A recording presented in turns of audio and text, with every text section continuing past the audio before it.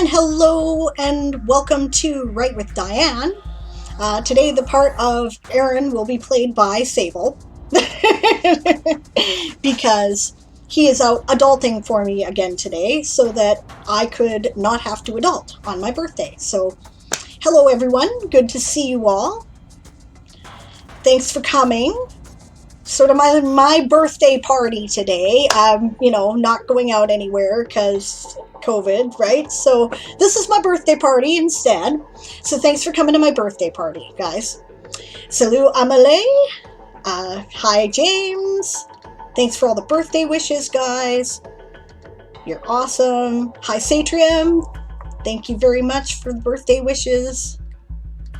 Scrolling through the chat here, trying to say hi to everybody. Hi, Daz. Hi, Gala. Hello, Shy Red Fox. Good to see you.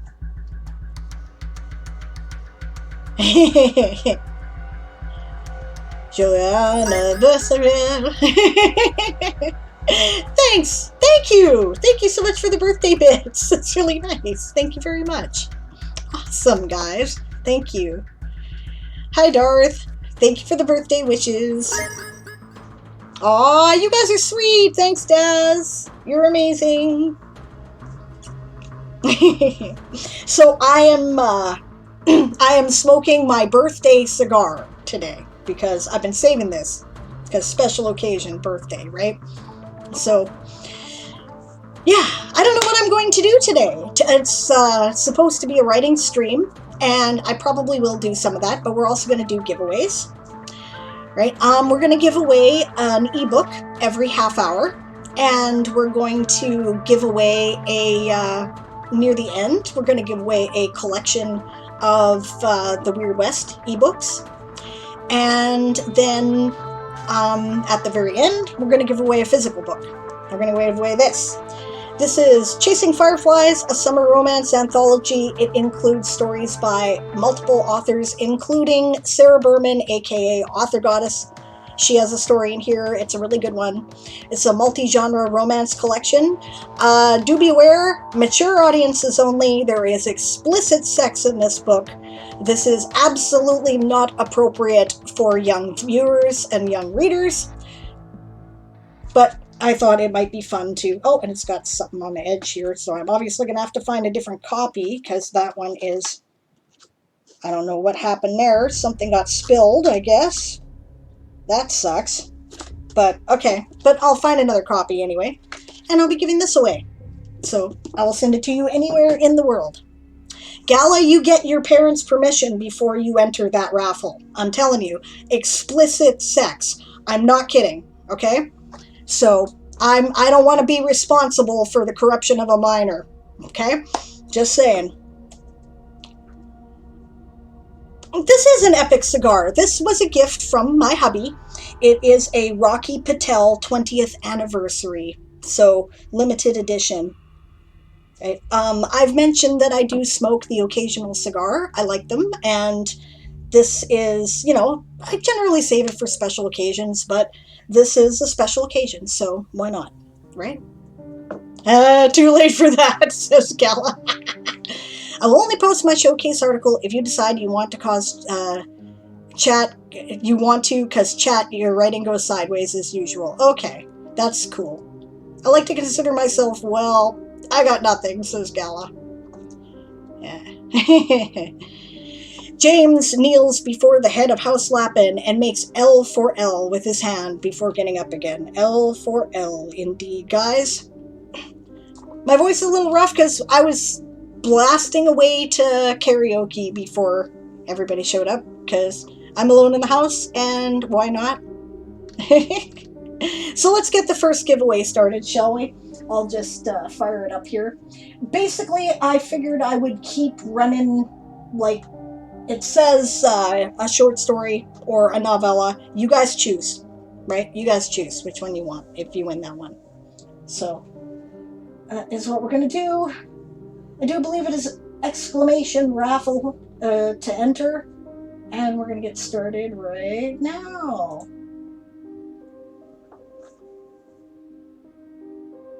Provided it actually fires up. which can't tell because it's hovering.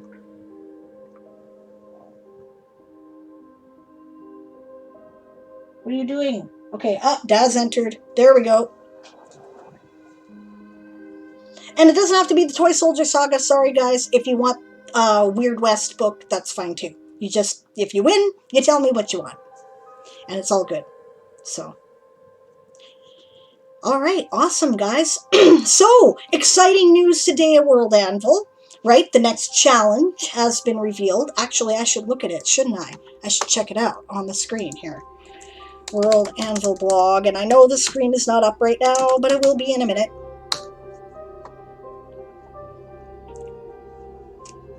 Let's see here. Oh, nope. Okay, World Anvil challenges. Maybe I find it from my dashboard. Reload my dashboard. Where do I find it, guys? So I can put it up. Emily says, took me forever to calm enough to actually be able to read the challenge page. Satran says, I couldn't enter the last challenge. Maybe I'll be able to enter this one. And Emily has gotten started on her challenge. So that is awesome. Okay. Let's see here. Taking 10,000 years to load. I apologize. I don't know why. Alright, main dashboard then.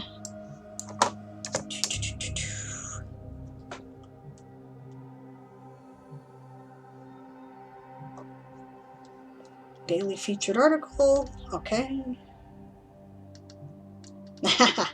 Cute picture for the newsletter. There we go. Peculiar plants. Alright, let's put that up on the screen, shall we? Main view. Peculiar plants. Write about an interesting or cool plant species and win epic goodies from Cobalt Press. Alright. I'm at home among the trees. J.R.R. Tolkien. Hail, friends. Are you ready to delve into new species? Of course you are. This challenge is all about flora. Bring to life an important plant species in your world. It can be useful, dangerous, or maybe even a bit of both. If a world is to be alive, it needs plants. Many world builders don't think about this aspect when they create a land to explore, but well-made plants can provide more character to a world than even the coolest heroes. We've teamed up with Cobalt Press, the awesome Cobalt Press, by the way, purveyors of some of the best tabletop RPG content around, legit claim, and we want to hear all about an important and interesting plant in your world. This might be a plant monsters, like the mushroom folk from Creature Codex, or dangerous plants such as the gloom flower. It could be a material for building, furniture, clothes, weapons, and even magical artifacts. Medicine, drugs, food, all of it can be made through your own plants. Just make a plant. Prizes. Participation badge. Winner gets an extra shiny badge. Has their article featured and will be shouted out in the World Anvil update stream. The winners of the Premier and Regular League will be receiving fantastic PDF bundles from Cobalt Press. I think I count as Premier League now because I won a World Ember category. So, World Building magazine features get published in World Building magazine. Cool. Premier League features. Every week following the adjudication, a Premier League entrant who made the shortlist will be featured on World Anvil for a week. Oh, that's nice. We'll shout out and showcase those fantastic entries. Okay. Write about your plant species. What do they look like? What are their uses? Culture. Well, guys, I do count as Premier League now? Woohoo! Well, then, hey guys, it'd be nice to make the short list, and that would be awesome. I don't know if I'll ever win another prize again. Because the quality of work that comes out of the Premier League, but, shouting out is cool, and I'll take it. So, that's awesome if I get there. Alright, so what did I miss? Alright. Yeah, and people shared the link, which is awesome. Walking Dead Lover says, I had mine started, but I'm planning stuff out, so trying to work on other stuff. Gotcha. Let's see. Emily says, we had a great discussion on World Anvil Discord in the challenge channel. If anyone needs suggestions, that's cool. Damn it.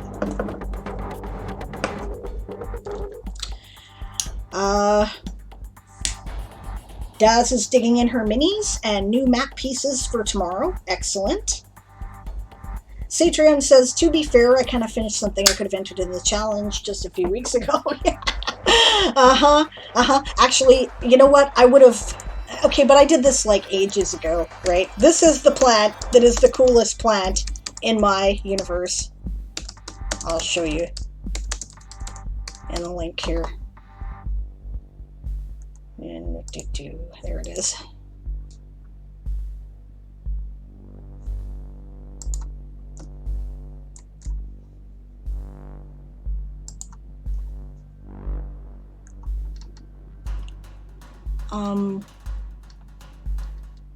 Let's see.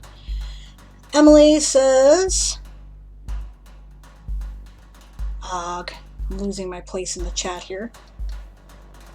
Also, I suggested people to do a scientific drawing to get a precise illustration. Scientific drawings are not real drawing. You don't need any artistic skills. Scientists don't have any, I can assure you. I'm VIP now. It's funny. Daz says, I won an Ember category, but my character challenge article is listed in the regular short list. Yes, but not anymore. Hello, Author Goddess. Good to see you. Manically researching lesser known gods. Gotcha. Okay, yeah, this is the coolest plant in my world. Obviously, I'm not doing that because it's been done ages ago. But that's okay.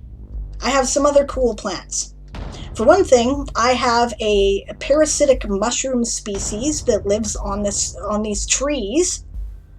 Right? For another thing, I have, I don't know, maybe I should run a poll as to what you guys want. Okay, there's a parasitic mushroom species that lives on these trees. They're like gigantic, like you can make little houses in them, like they're big enough for a tiny house. And they glow blue, right?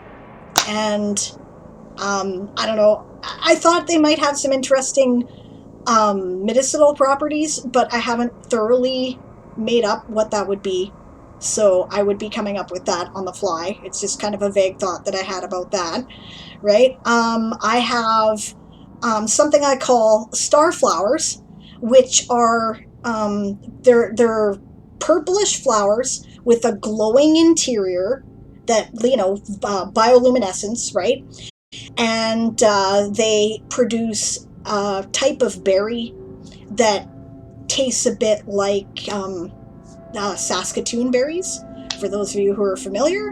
And they're I don't know, I'm trying to describe it, but they only grow in like stellar environments, right? They can treat mana drought or something, the mushroom. That is a good idea, actually. Okay. All right. Walking Dead Lover says mine is a Luna flower that is based on a real plant that helps protect the lunars of wolf packs. Oh, neat.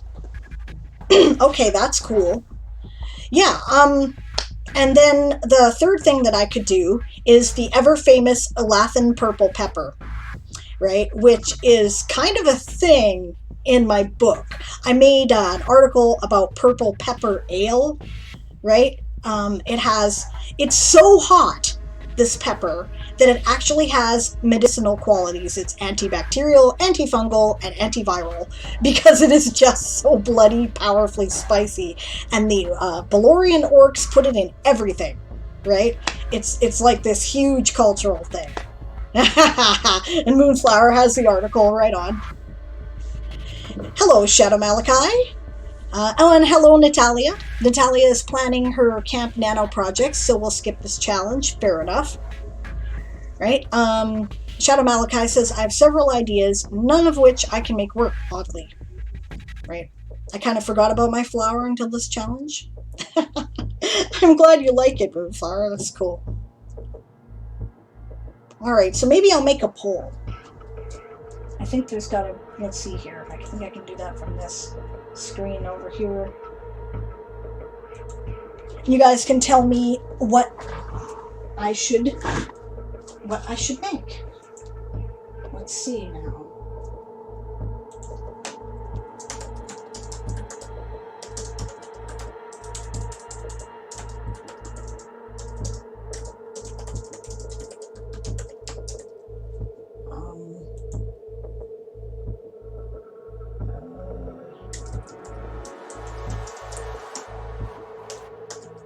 Starseed mushroom.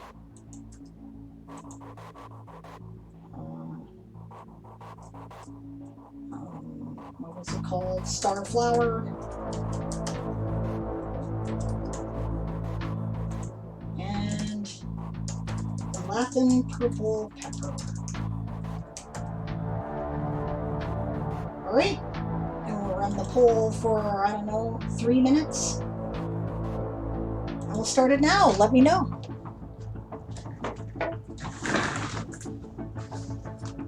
And I managed to tie myself up absolutely uselessly. Holy shit. Okay.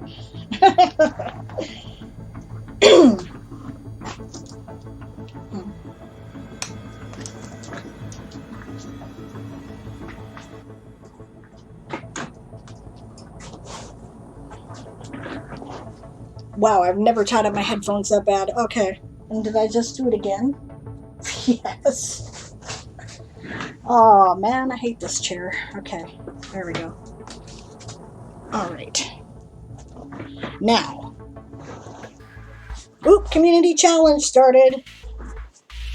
Means they want me to boost the stream again, guys. Alright. Okay, Emily says, oh yes, I need to prepare for Nano too, but I can multitask. Yep, fair enough. Walking Dead Lover says, I might steal the template layout of your Tree of Life. I really love it. By all means, if you find it helpful, feel free. Imitation is the sincerest form of flattery, and thank you for the compliment. Shadow Malachi says, I was working on a character that will be part of Camp Nano, but I was drawing a blank on her as well. Gotcha. Emily says, we have a 2.5k words limit for the challenge. Oh my god, that's great. Okay. I might actually be able to say everything I want to bloody well say then. Oh god, I know. I can't do 1.5k words very well. Which one was parasite again? The mushroom. The mushroom is the parasite. Brainstorm 15 minutes. All right, Moonflower, you have the floor. What can we do for you? I'll put the sprint timer on.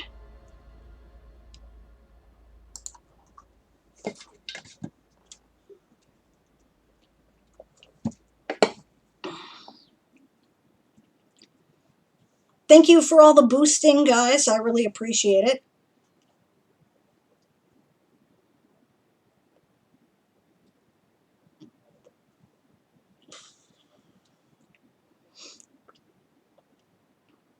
Music falls silent. What do you need brainstorming on, Moon? You're probably typing as I'm talking, so...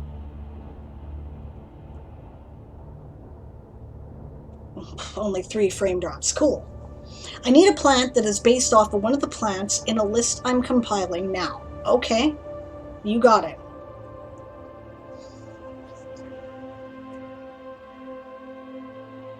Of course, with this boost the stream thing up, are you guys still able to access the poll?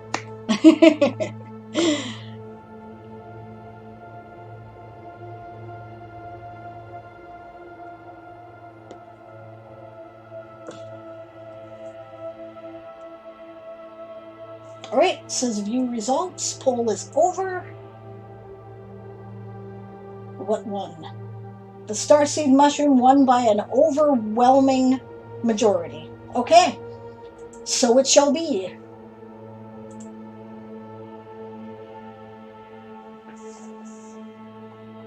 Yeah, just have to close the boost window. What a pain, eh? Silly thing. Okay, timing could have been better. Yep, the mushroom wins. All right, well, I've been compiling images for that for some time. So, let's see here. Where did I put them? Because I know I got them. Are they in this directory? What I did is I found some public domain images of a really tiny glowing blue mushroom, which I thought was just the coolest shit ever. So, and what are you guys working on today?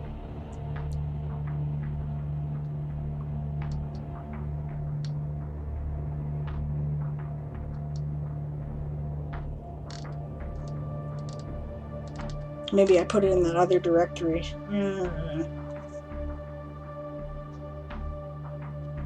I never remember where I put shit is my problem.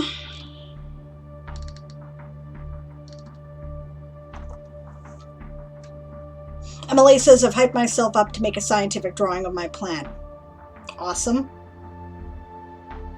Yeah, I might do that too.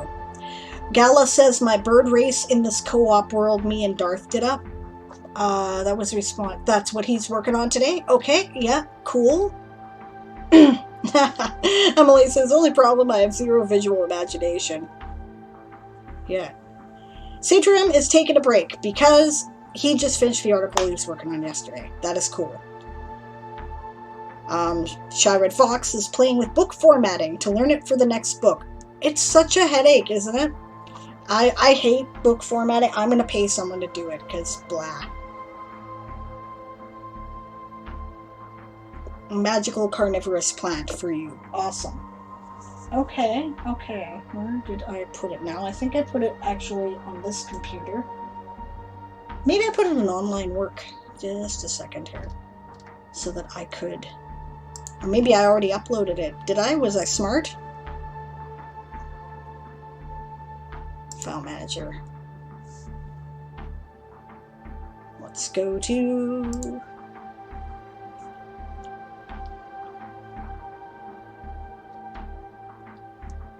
Flora.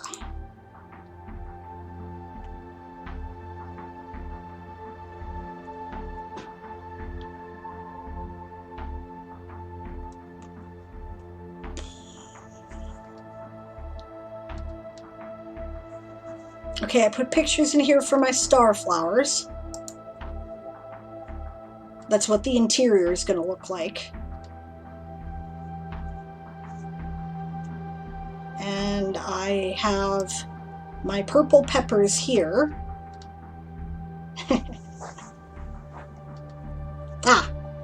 So there's one picture I put in there for my bioluminescent mushrooms.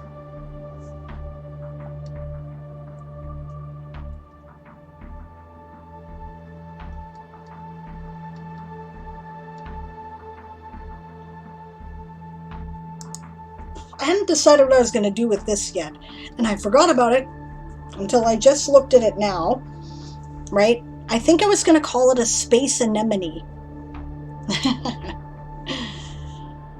Okay. All right. Let's see. Author Goddess is writing a secret? Ooh, secrets. Satrium says, it's the first time I've actually finished an article in English, as my whole world is usually written in German. Well, good for you. That's awesome.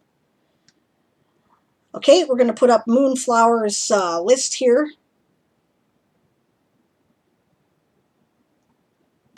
And I know the formatting sucks. It's copy-pasted from Microsoft Word. Well, fair enough, and nobody's looking at the formatting of the list. Nobody cares. We're just getting ideas, right? Leaf vegetables. So this is stuff you want to start with and then base something on that's a little bit more elaborate. Is that what we're looking at? Okay. Kale, spinach, broccoli, collards, cabbage. Root vegetables. Sweet potatoes,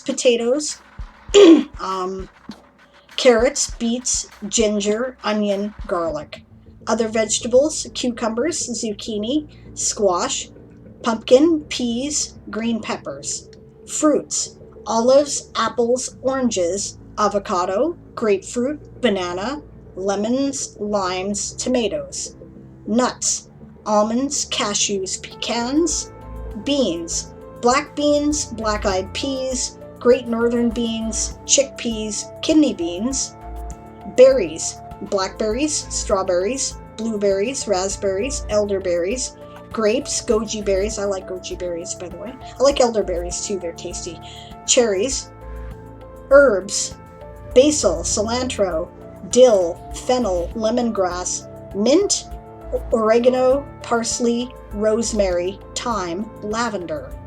Grains, barley, wheat, oats, corn, rice. Other crops, cotton, jute, hemp, and flax. All right? And you want to take this list and you want to pick something in it and make a more elaborate version. And you need someone to pick 3 of the plants. Okay.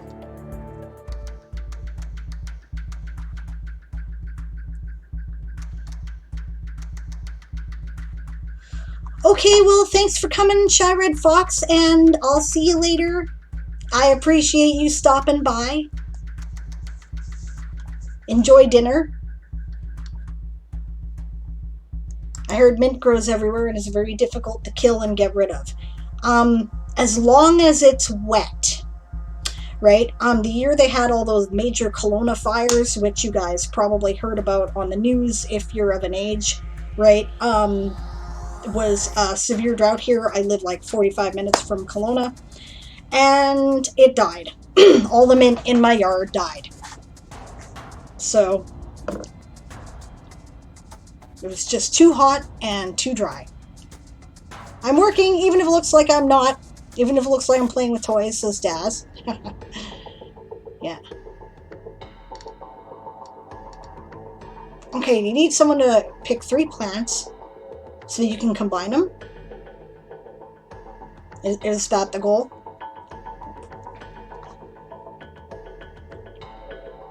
Yeah, do not put mint in a hot desert. It doesn't normally get that hot here, but it was just too hot and too dry that year. And ever since then, we've had about a 5-year, every 5 years is another drought. So now when I plant mint, I do it right close to the house where it's in shade and I can water it heavily. It wasn't my garden. I don't have a garden anymore. There's been too many droughts. It's just not worth the energy.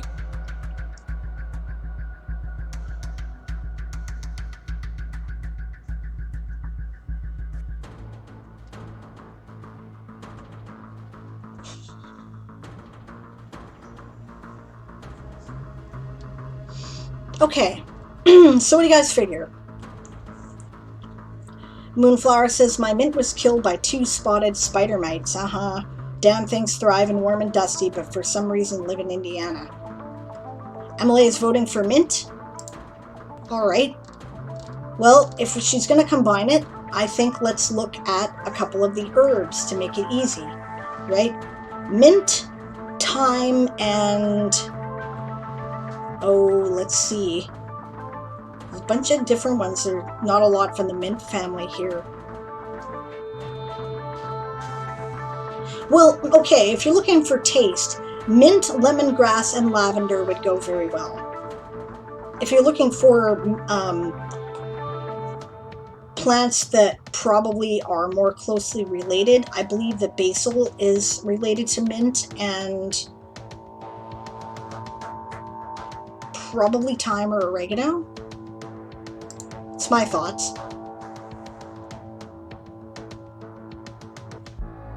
Which was one that I said I like? Goji berries. I like goji berries.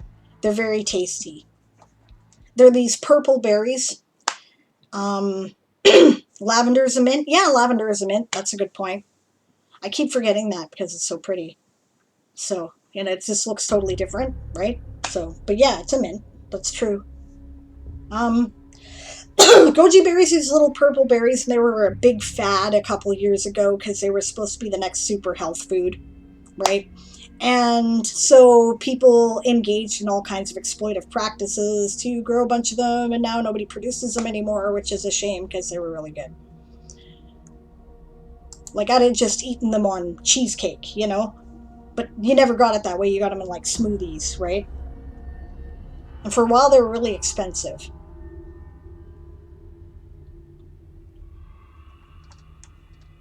Yeah, I like goji berries. I like elderberries. Here we go. How about goji berries, elderberries, and grapes? And then it's like berries that taste somewhere between an elderberry and a goji berry. Only they're the size of grapes. That'd be cool. Right. And actually, the reason why elderberries have that sort of dusty blue look in the wild, right, is because that's a yeast that grows on them. It's the same kind of yeast, or very similar to the stuff that grows on grapes, and that is how wine is made. You take that yeast and you ferment the berries or the grapes or whatever, right, with their skins and their pulp and their seeds, and that's your basic wine recipe, right? You can add sugar if you want it to be more alcoholic or sweeter, right? But otherwise, that's all you need. Go pick your grapes. Make sure you don't wipe all that dust off. Just stomp on them, squish them together in a bucket. There you go. Add water. You'll get more out of it. Yeah. Okay. So she's got a plan. Excellent. Ooh, black-eyed peas, goji berries, and mint. That sounds neat. Emily says apparently it's from China, so if you find a Chinese supermarket, you might be able to find them. Well, I should look.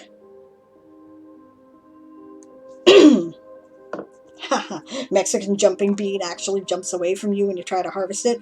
I have this world that is all like living plants that move as well. And in the second book, a character gets attacked by one of the plants. But I haven't really fleshed out what they are, other than they were vines that grabbed him. So, oh, hello, Eli. Thank you for the raid. I was expecting to raid you, actually, I thought, but welcome, and I'm glad you're here. It is my Hobbit birthday, so make sure if you came in on the raid to hit ! raffle to get in on the first raffle. Oh, I'm sorry, that's hilarious. Say it with flowers. Send a Triffid. Hello, Dragon Love Water. Good to see you. More arson indeed. Welcome. I love your dumpster fires. They're so cool. I didn't have when I get my next emoji spot, I'm going to upload the dumpster fire. But for now, I have this. So, ooh, Tumbleweed Message Express. Tie your letter to the weed and it will roll with the weed to deliver it. That's hilarious. Okay, you wanted 3 separate plants to base new plants off of. Perfect. Awesome. I think that giveaway must be ending soon. So I will double check. That's the sprint, for those of you who are sprinting.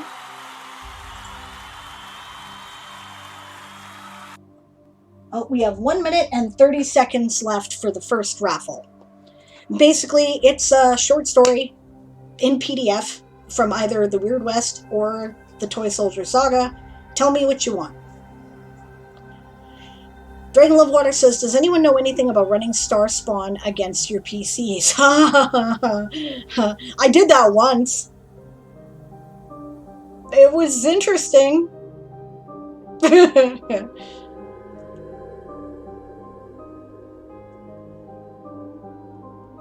I did not know that, actually, Anastasia. That's interesting.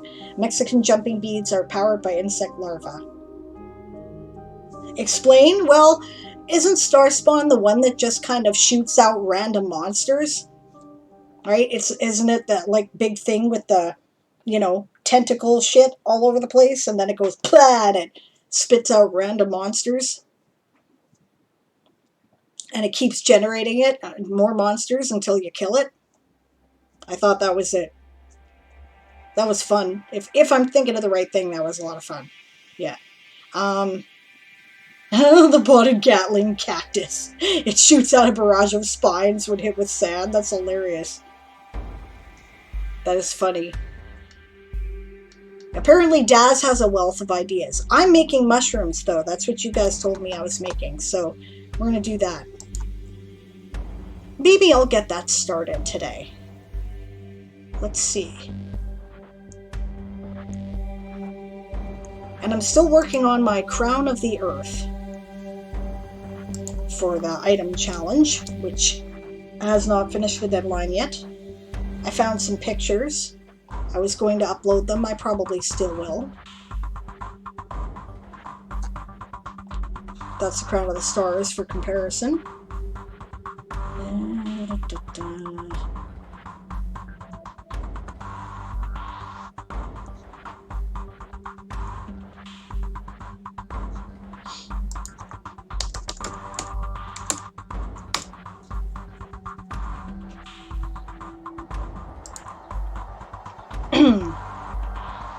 Oh, okay.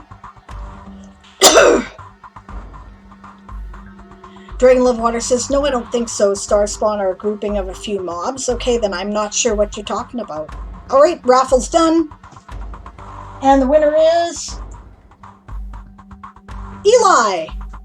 Congratulations! Let me know which one of the stories you want. It doesn't have to be Toysoldier Saga. It can also be Weird West. Here's your options, okay? So, there are 4 PDF stories available in the Toysoldier Saga right now. There is Survivor, which takes place between, or sort of now, like, after part 1 of book 2, right? It's a short story. There's Eye of the Storm, which takes place... Oh, sorry. There's The Queen's Dirk, which takes place somewhere in the middle of book 1. Okay? There's... But basically, it's just an adaptation of stuff that's actually in book 1, to be fair, right? And it's a short novella, right? About 10,000 words. There's Eye of the Storm, erotica romance, explicit sexual content. It's in this book, which is going to be the big giveaway for today, right? At the end of the stream. This is be the last one, right? Signed, of course, right? It also contains a story by author goddess, who is Sarah Berman, right? And it's a good story, I might add, right? So, yeah, that's about the same length, about 10,000 words, right? And it takes place in the middle of book 3. There's, oh yeah, right. Okay, there's a few. You could have, yeah, I think the last one is Homefront. It's a novella. That was Scarborough Fair that you had in that one, their author goddess. Right, so, yeah. Right, and that's the sprint timer thing. Get back to work if you're sprinting. Yeah, Chasing Fireflies. Yeah. Oh, I'm sorry. I guess it wasn't.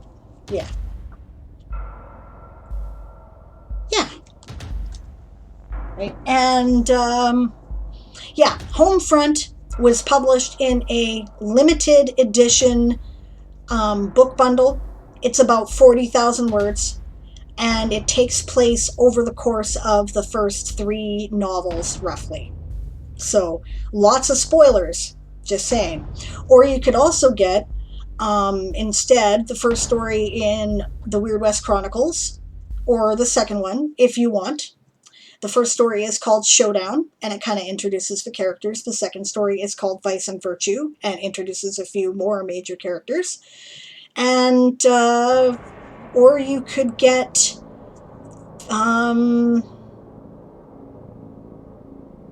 yeah, or you could get a story that takes place later in that cycle called The Teeth of Winter, which appeared in Gunsmoke and Dragonfire, and is not available in the book that has the first 6, which is Once Upon a Time in the Weird West. So, lots of options. I know, it's kind of a pain, right? So, there we go. Yeah, message me on Discord when you make up your mind. We'll now start a new giveaway. for another story. And these are, again, the options that are available to everybody.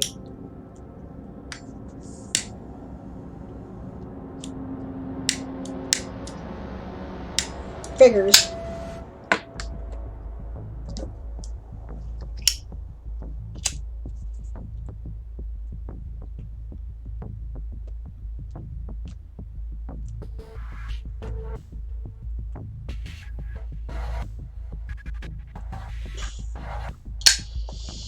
Okay, I guess I should get a sprint going here, eh? I'm going to make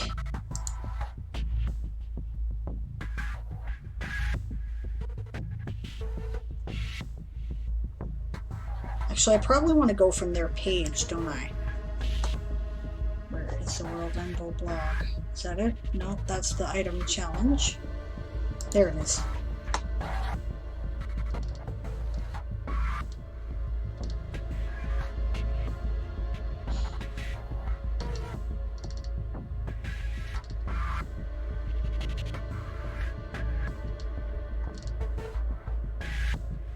Huh, someone already got started. Star tree, eh?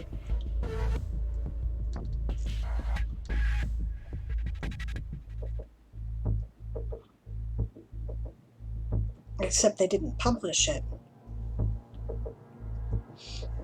I haven't seen this world. That's neat. Okay.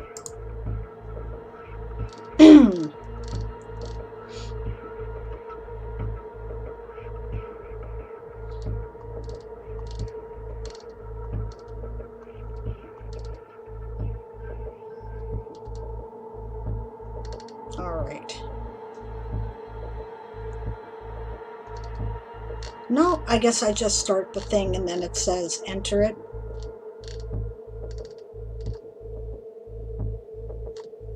All right. Fine.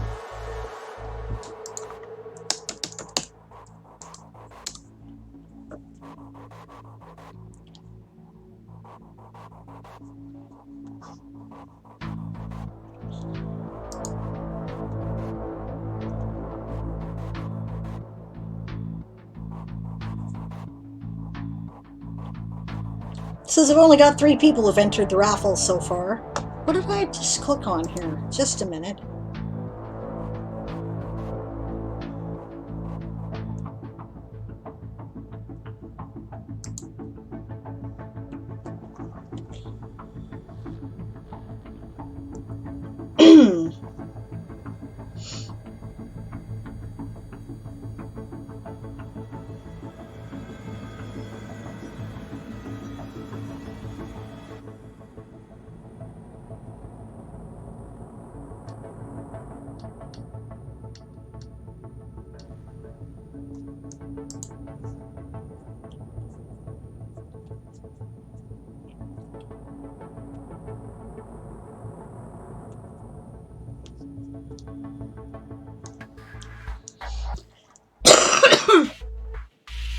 All right.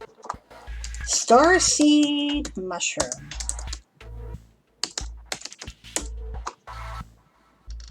Wait a minute here. Okay.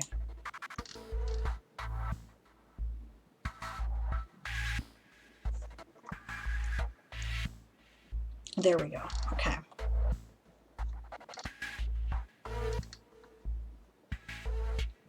Now I remember that I did actually include the picture.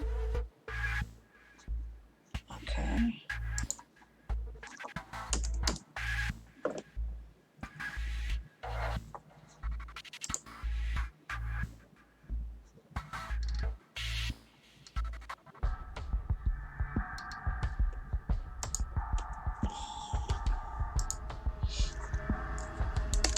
The starseed mushroom is a parasitic fungal species that grows exclusively on on the bark of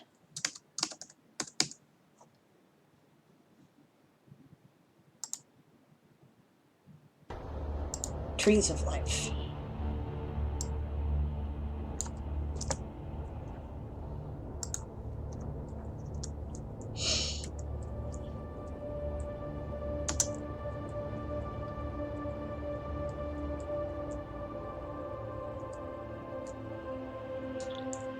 They are easily recognized by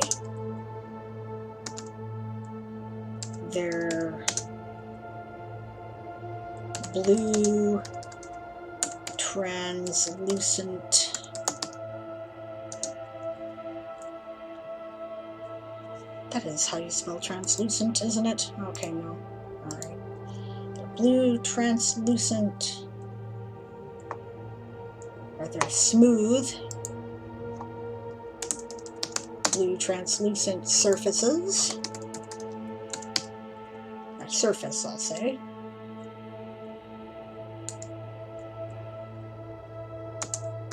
They're bioluminescent, they're eerie. Bioluminescent.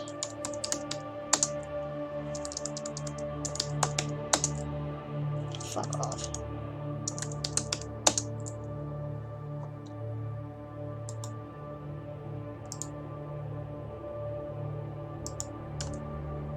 Luminescent. Bioluminescent. I had it right the first time. Okay.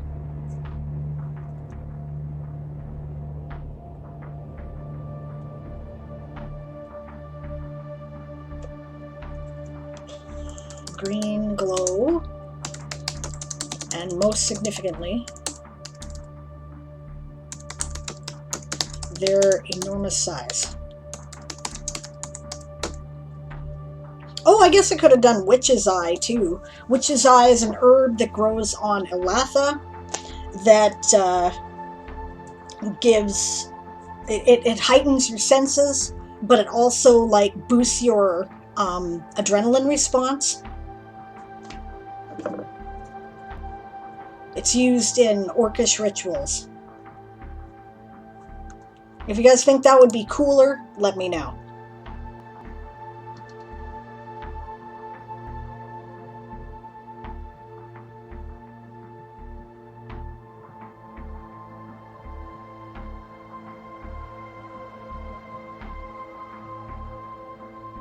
Okay, I'm sorry, I missed a bunch of chat.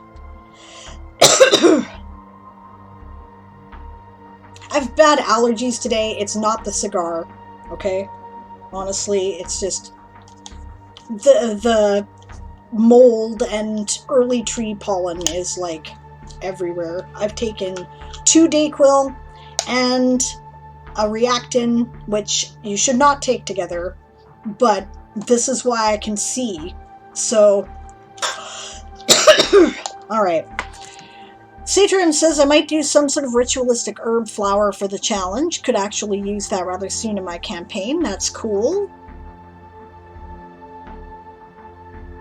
And it's fine if you're only half listening there, hun. They're Author Goddess, I don't mind.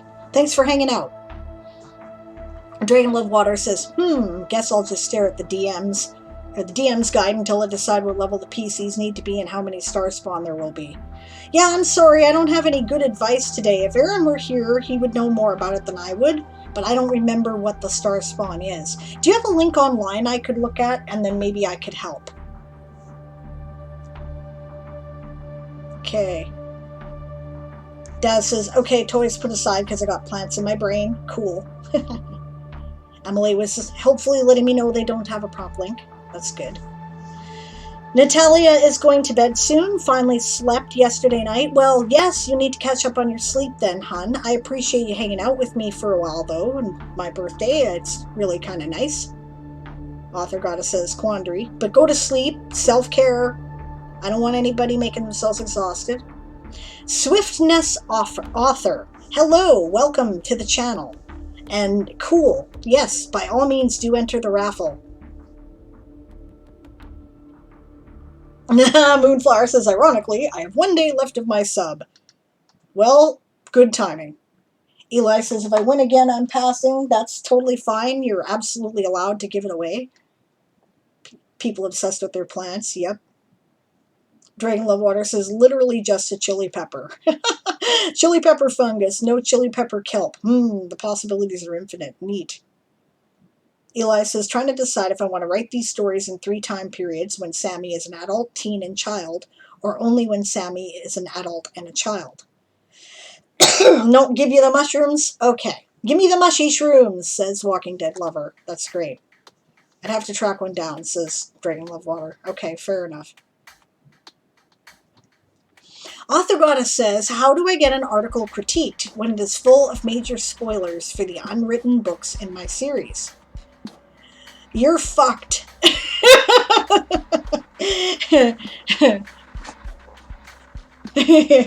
don't know how to help you. Actually, that's... I don't think I can successfully critique your article if you don't want me to know the spoilers. And thank you for the happy birthday wishes, guys. Thank you, Swiftness, and thank you, Angstaze. Oh, and thank you, Mr. Twinkle, and thank you, Eli. Yeah, I'm level 46 today, as Gala would put it, which I kind of like the idea of. Clearly, I'm an epic character now. This is good by me. Emily says, characteristics is too long to fit in my sidebar. I need an alternative heading. Shit.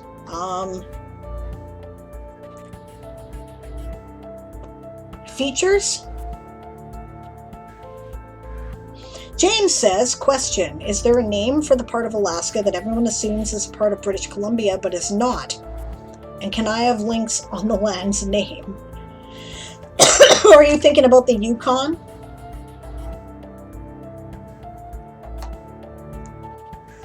Author Goddess says, I'm at 26 hours of no sleep. Oh God. But the brain weasels are almost happy. Also really hungry because I haven't eaten in 15 hours. Yikes, eat some food.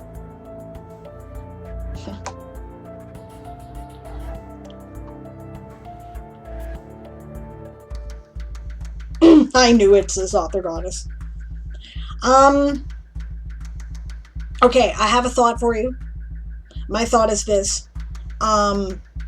Get Aaron to critique it on his stream because A, he doesn't read it aloud, and B, he doesn't mind spoilers.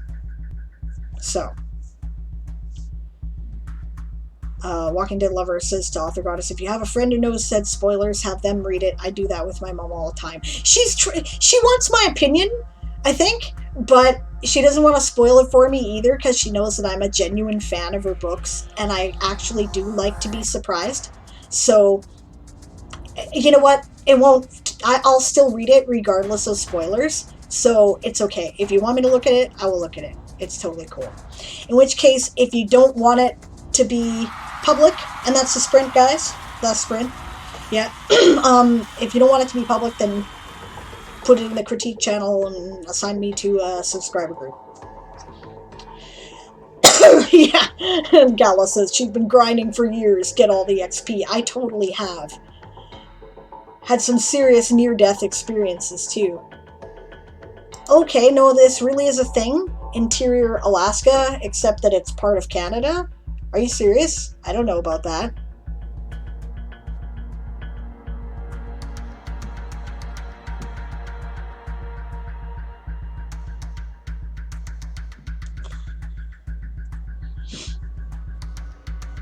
I watch these gold rush shows in Alaska, so that's interesting.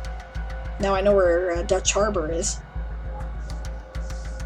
Anastasia says, I spent last night at the Filk Sing from Tammy's bedtime until it was time for her to get up. It was lovely. That's nice. Swiftness Author is also level 46. That was obviously a very good year. Indeed. Indeed. Well, hey, it could be a good year. Finally, the first novel of the Toysoldier saga is coming out. And it will be Blah.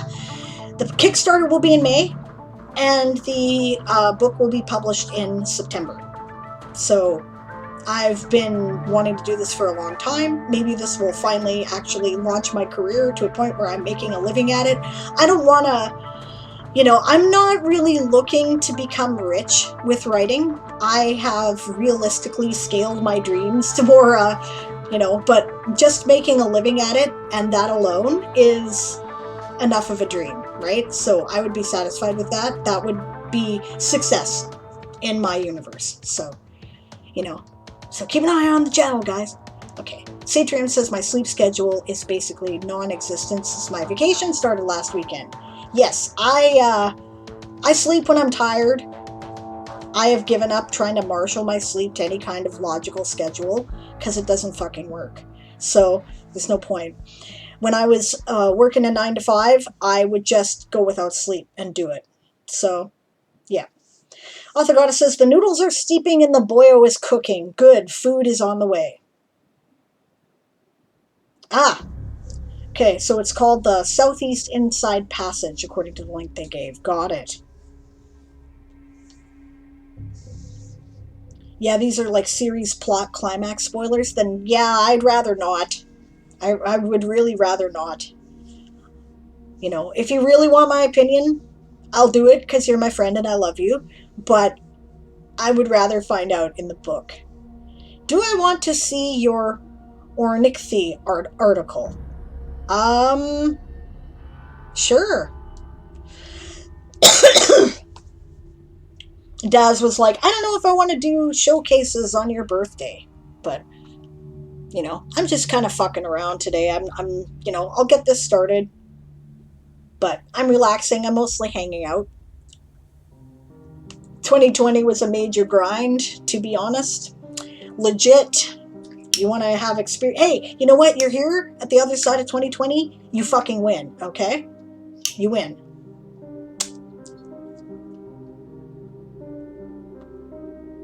Eli says, I feel like we all should have gotten like 12 levels for last year. Yes. Well, I think I aged about 12 years. Like, I actually had to give up on going to a hairstylist to get my hair dyed because instead of like a few gray silver streaks, and it's silver, it's actually a pretty nice color. It's just that it makes me look older than I am because everybody my age dyes their hair, right? So if you don't dye your hair, people think that you're like 70, right? Which doesn't work for me because that's false advertising. So, but it went from like streaks. I had like this streak here and a streak here and a streak here. And instead of that, it went all fucking gray to the point where there's no point in going to a stylist anymore. I might as well just get a box, right? So that's what I did. Which probably is for the best considering that this is the year of the plague, right? So, Walking Dead Lover says I need another 12 just for the past couple of months of this year. No, legit. You have a May September romance with this book, says Angstaze. I suppose you could say that, really. Because, I mean, depending on how you look at it. Not this book in particular, but in the series, which is why there's an explicit romance story in the Toysoldier saga. It's not in this book, but there will be, and it depends on how you look at it. So, Gala's like, woot! Toysoldier saga book 1. Yeah. James says, if you look at a map of BC, the uninitiated would think the tail of Alaska would be part of Canada, not the States. Yes. And, oh, sprint started again, by the way. Why do I keep pointing the wrong way? Sprint started again, by the way.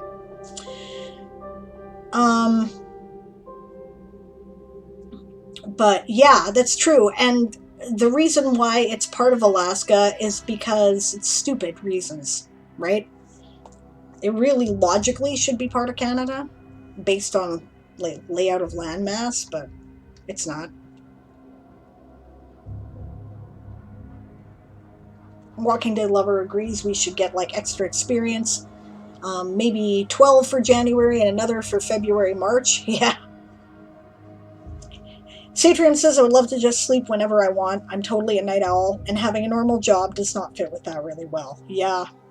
Well, you could get a job as a graveyard shift dispatcher. I had that job for years, and actually, if you don't have to talk to your boss, it's not a bad job. Okay.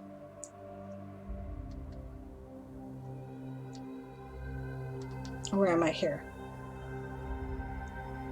All right. So I'll put up Dragon Love Waters thingy. Gel is cutting his hair. Why are you cutting your hair? Don't cut your hair. You have nice hair. I thought you liked it long. I like it that way. It looks good. Aha! Birdie people.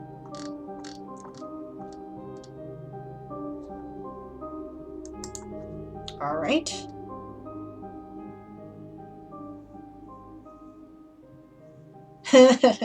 Daz says, Sable, I only offered the showcase if you want to read one. Well, we'll take a break, but you bet. Okay, maybe later. Then. Author Goddess says, embraces the silver. Make it till looks 80 and you'll get your vaccine faster, says Anastasia. That's a good point. Worth considering. I think maybe when I turn 50, I'm going to dye it all purple and weird colors like people do. Because why not?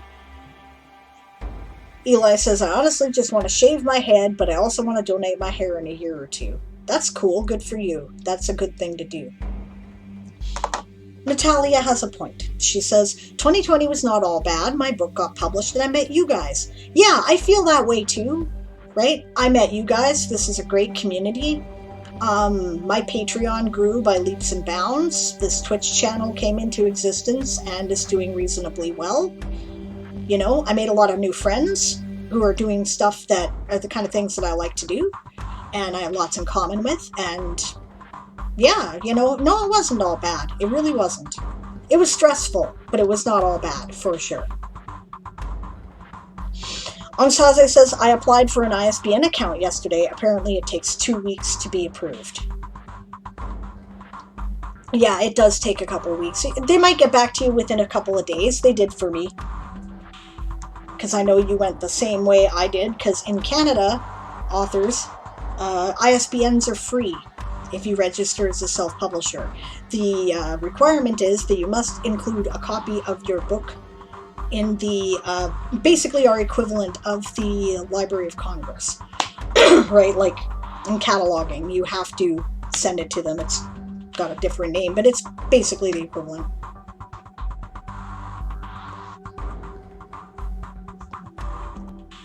Yeah, 10 working days. Yeah. Yeah, Eli says that they get dysphoria with their hair. Yeah. Well, you know what? Moon might too, because Moon is also a they. So, yeah. Emily says, where am I here? My mother cut my hair in my kitchen exactly 1 day before the start of the lockdown here. It will be a year and 2 weeks. Okay, Gala says, it's going to be long, but you know I want that undercut look. Okay, fine. Jeez, I got like a few things here. Okay. Okay, I can't promise I'm going to do all these today, guys, but I will try. The showcases. So, maybe hold off for the moment then? Okay. Let's see here.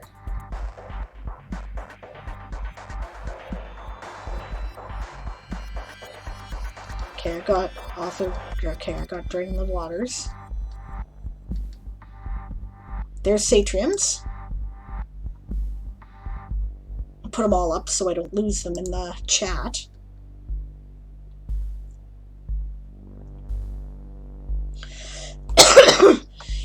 Eli says, yeah, there was a lot of good in 2020. There was a lot of sorrow, but there was also a lot of good. I met y'all, I made some good friends, and I published my first novel. Exactly. And do you know, actually, I think currently novels are doing better than they otherwise would because people are staying home to read. That's the one, the Library and Archives of Canada. Ansaze, that is what it is called. Yeah, Moonflower says, I do get dysphoria with it. I just don't know if it'd be tolerable to grow my hair out. Legit. Okay. And then James says, this was written back in September 2020. It's an introduction to what my world would have in its consumed electronic form. Okay.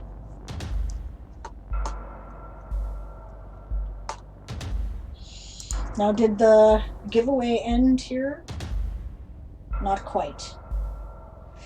4.5 minutes for this current giveaway.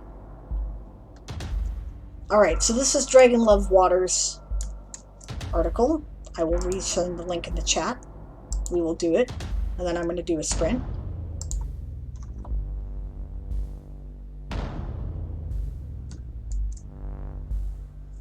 See, don't need mine, says Daz. Yay. Well, I'll be here for showcases tomorrow, guys. So if I don't get it done today, I will get it done tomorrow. If it's not, says Eli, you can always cut it. I'm nothing if not stubborn. Fair enough. Okay. Ornithii. Ornithii are a race that is diminutive in stature, but towering in the realms of culture and skill mastery.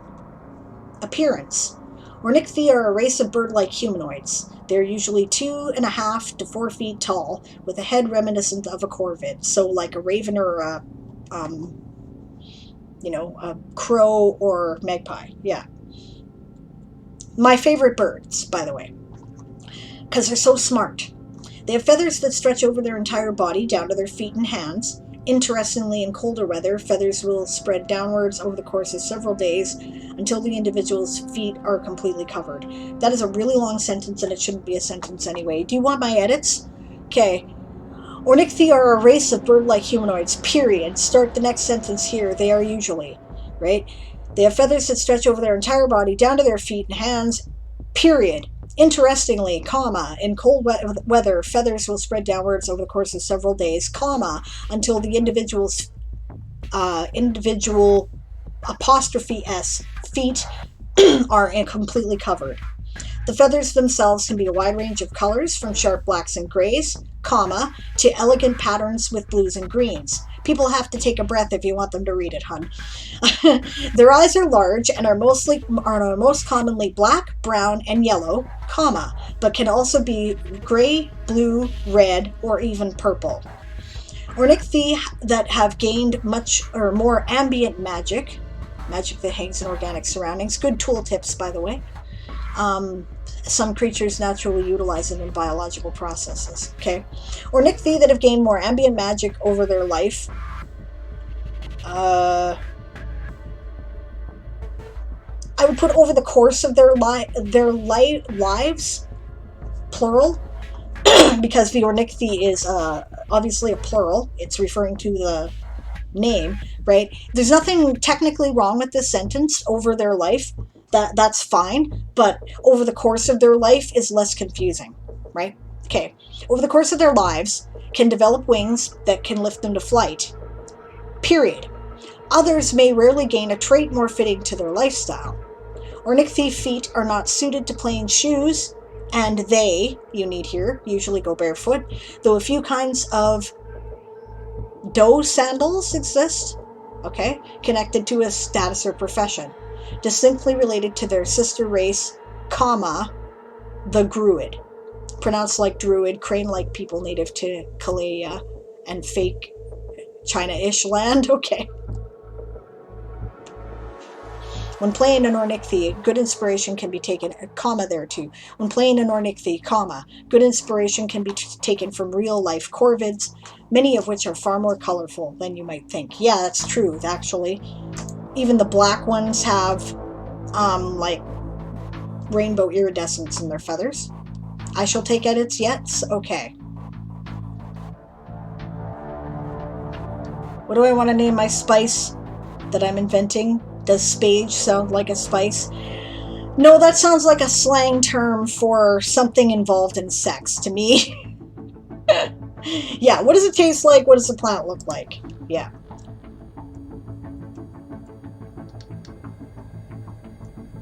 Okay, Sky at home.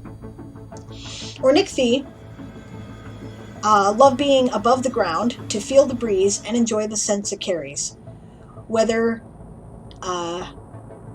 IT apostrophe S there, because that is the abbreviation for it is, whether it is salt from the ocean, warm pine from the forest, or soft blossoms from gardens and wildlands. Because of this, their houses tend to have higher ceilings than you would expect for their, you've got the wrong there, you've got the place and you need the pronoun, their size, period. This is due to their consideration of taller guests as much as their love of elevation. The walls of most traditional buildings are made from a waterproof paper-like material. Material is spelled IAL at the end, stretched between wood or bamboo frames. Period. The more public areas of buildings have tall ceilings and lots of dark rafters, while more private living spaces are multi-storied and have ceilings. You could put a comma there too. If you're a believer in the Oxford comma, put a comma after multi-storied. And have ceilings low enough that creatures bigger than Ornithine would have trouble moving. I suggest you do it because it would break up the sentence a bit. It's a long sentence.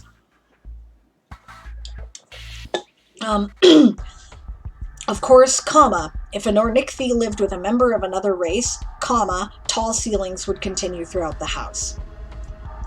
Ornithine's connection to nature, wind, and weather especially lends them to making thematically good druids and rangers, and their love of climbing leads to, you've got rouges, not rogues there. Rogues is spelled with the G and the U switched in the order that you have them. It's a very common typo. Cough, cough, ninjas cough. I like that. That's funny. Keep the usual love for the sky in mind. You've got a comma there, but what you need is either a long dash or a colon. Okay? Does your character match this? If so, capital on if. If so, how do they show it? Period. Right? Well, actually, question mark and leave it. Capital here. If not, why, and how did this affect them socially? Spry souls. Oh, and the giveaway's up, so I'll do that as soon as I finish reading here. Spry souls. Ornithine are lively people and show how liveliness comes in many forms. Composure-wise, most come across as very formal. You don't need that at all. Delete composure-wise. Start with most come across as very formal. And this is true. And it is true, rather, you've got this is true, but the way you phrased it, you should say it is true. Most ethnic groups of Ornithine take respect, tradition, and standing very seriously. However, this doesn't mean they cannot be lively. Period. They express their outlook on life with passion and the dedication they show for their work. Oh, sorry, nope, okay, this is why you need the Oxford comma, okay? They express their outlook on life with passion and the and the dedication they show for their work, because now I know that that's not part of the same idea. It's a separate idea that's related, okay? Right? And the dedication they show for their work makes, because you've got plural there, makes their workplaces bustle with soft song and the clatter of tools. Soft song when they look like corvids. Corvids do not make soft songs. They make Are they capable of that? Just a thought. And that's the sprint. Most Ornithine are taught to be composed and respectful. However, this doesn't mean that those with more outwardly exuberant personalities don't have a hard time with it. No, I would put that most Ornithine are taught to be composed and respectful. Period.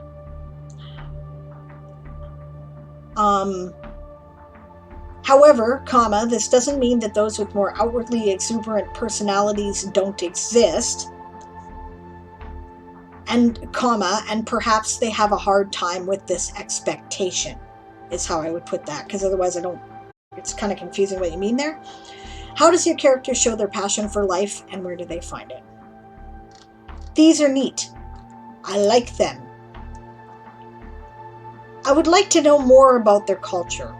What is meant by respectful, right? What indicates respectful in the Ornithine culture, right? what are some of the arts that they create? You mentioned that they're really rich in culture and skill mastery. You've said here that they dedicate themselves to their work. I'd kind of like to know what kind of skills they have. How does that work into their culture? Like, why is hard work, like, is hard work an important part of their culture, or is good work an important culture? You know, like, is this expected of them? Or Nixie are expected to choose a craft and dedicate themselves to it with the fullness of their heart? You know?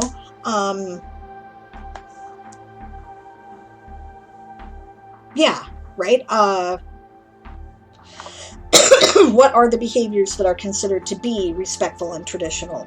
Because different cultures will have different behaviors that will be considered to be that, right? For instance, Korean culture tends to be, they kind of fight for positions in line. They push through the subway. They don't seem to have a lot of personal space respect in a way that a North American would consider it to be respectful. But of course, Koreans have their own rules about what's respectful. This is just my experience with new Canadian Koreans, or new Korean Canadians who come to Canada, right? They can, because those rules aren't the same in Korean culture, they can be perceived as rude here, right? But they're not. I mean, it's a different cultural expectation, right?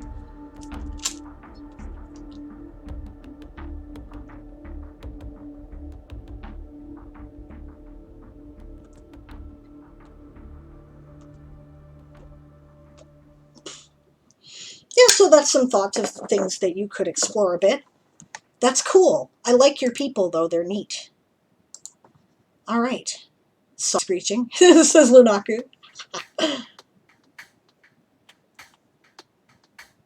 Okay, get rid of composure wise. More Oxford commas. Yes, they have a wider voice range than normal Corvids. All right, let's pick the winner of the raffle. The current winner is Author Goddess. Congratulations. Let me know what story you want. Yay!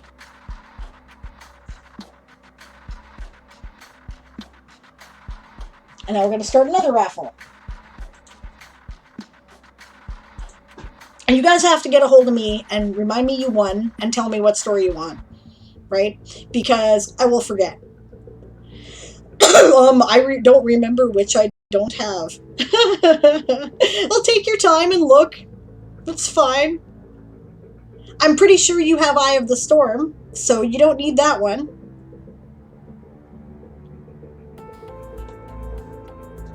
All right, we're going to start the new raffle, because we're going to keep the raffles going. It is 3:30. We're on for another hour. So I think after this raffle, we'll do the Weird West package raffle.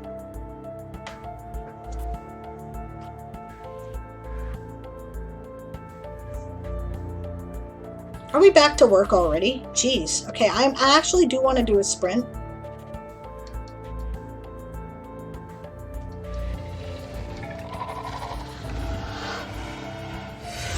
Eli's thinking the spice is like coriander, where you can eat the leaves and the seeds. That's nice. Okay. Yeah, hee rouges. Yeah, everybody does that. It's totally common. Emily says birds also have an additional cone in the eye to see UV. Ooh, I did not know that. Okay, got your message, Eli, and duly noted. The first Weird West short will be yours once the stream is done. Okay, and what seems to be one color for us is multicolored for them. My elves have that, by the way. Dragon Love Water says, over the course of their lives, and split up the feather sentences, split up the ambient magic sentence. Yeah, relook for missing commas, check for wrong, there, comma, after multi-storied and more commas, switch G and U and rogues. I know, comma, I know. Comma, chameleon. Okay. Yeah, I don't mind copying this stuff so I have notes. Okay, no problem. Thanks for contribution to the Boost the Stream challenge, gang. I think it looks a bit like lavender rosemary had a baby with thick wooden stems. The long feelery purple blossoms. That's cool. The leaves taste like fresh cut grass. The seeds taste sort of like chocolate but a bit peppery. That sounds amazing.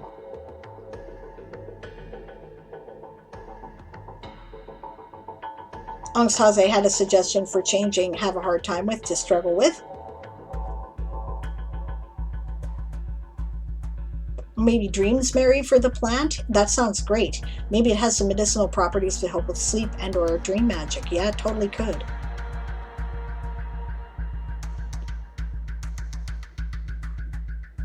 Okay, you liked Eye of the Storm. That's cool. Dragonland Water says, thank you. I plan on working on more on them soon, and I'm trying to decide if I want to put most of that into the ethnicity articles. Yeah, maybe you could. Alright, Swiftness Author is off to watch the Murdoch Mysteries. Thank you for stopping by, and I hope you enjoyed the stream, and I hope we'll see you later. Future me, clip that, says James. Do I have a Goodreads? Oh, thank you for the follow, Swiftness. Much appreciated. Yes, I do have a Goodreads. I will give you my Goodreads. Let's see here. Do you think I remember what my Goodreads address is? No. Because I'm terrible at that shit. I really gotta get Linktree is what I gotta do.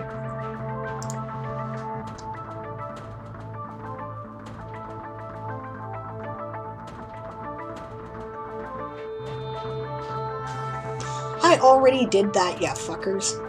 Okay. Sorry.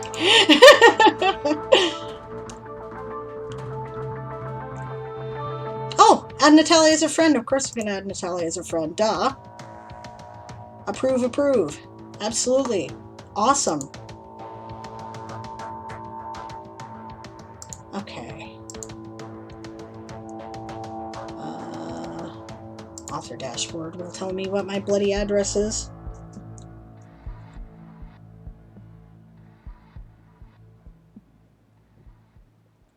Theoretically.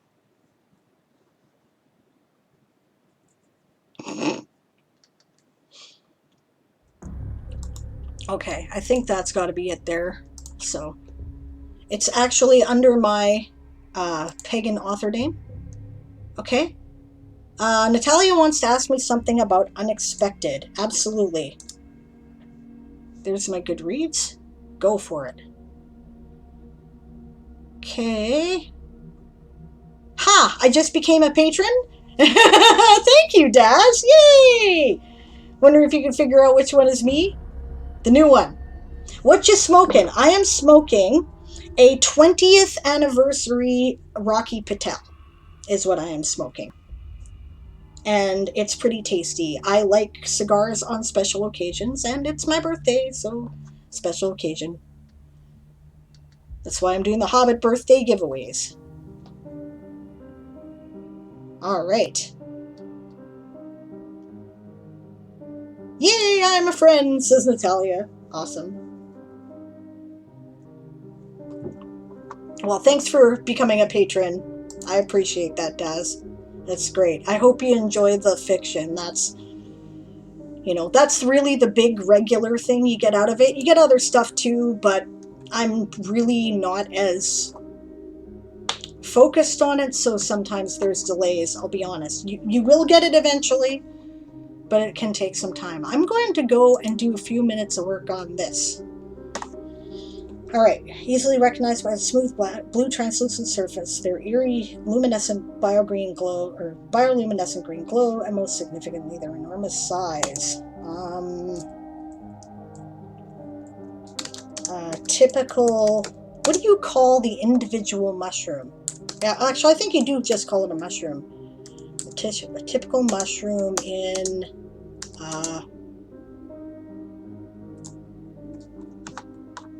you know what, I'm gonna look that up, they'll tell me.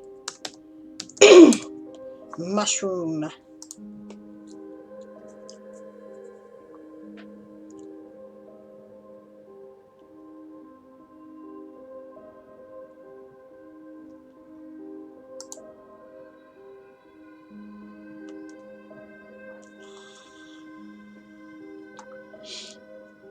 Yep, spore-bearing fruiting body of a fungus.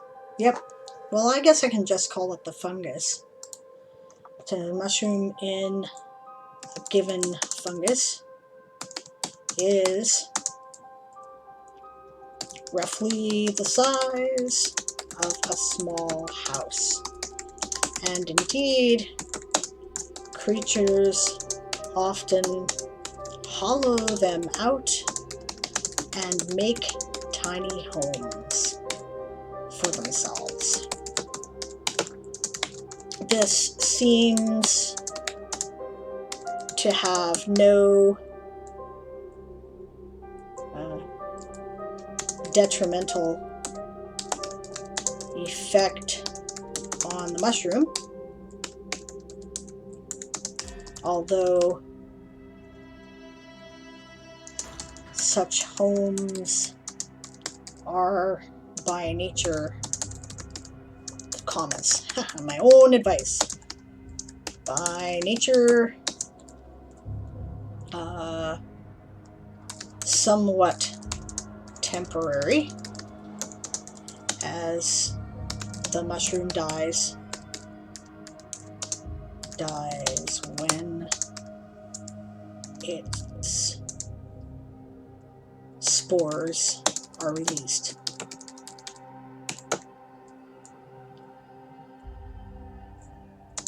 However, as long as the fungal mass remains intact, another mushroom will soon sprout nearby when the conditions are right. Now I have to decide what the conditions are, don't I?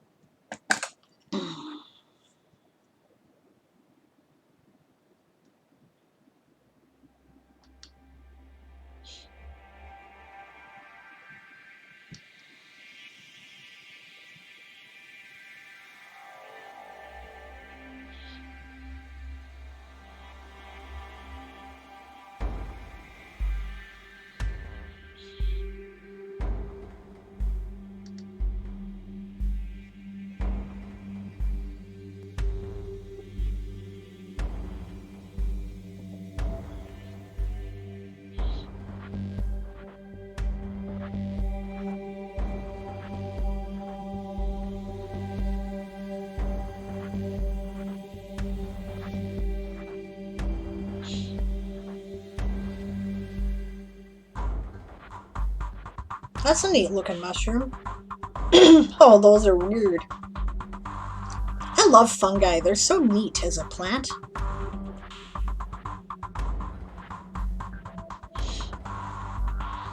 Well, they're not really a plant, of course, but they're just so neat.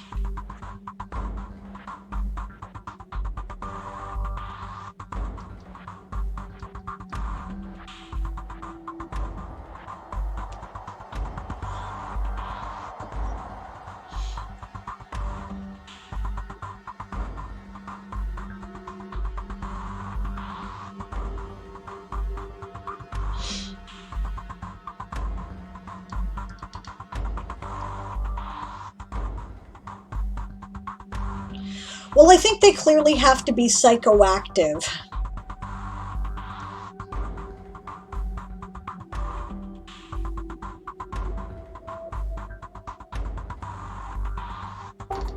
I mean, come on, they're big, giant, glowing blue mushrooms.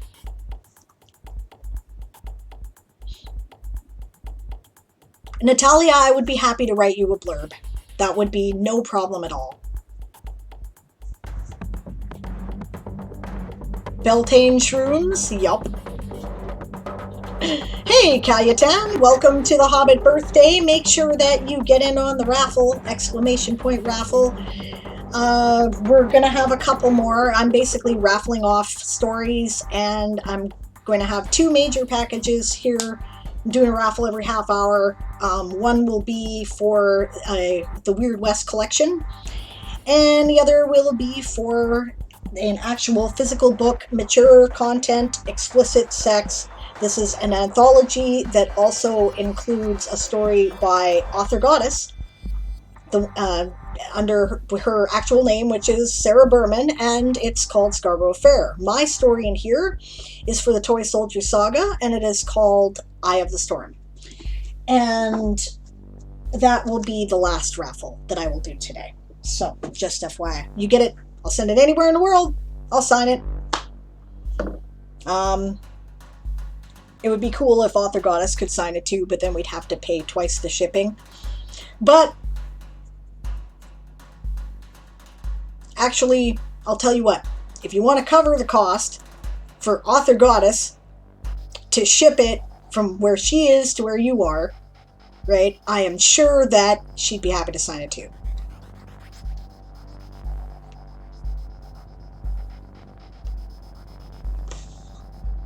Yeah, you do also have a few good elves. You probably have an older version of that, actually, but you should.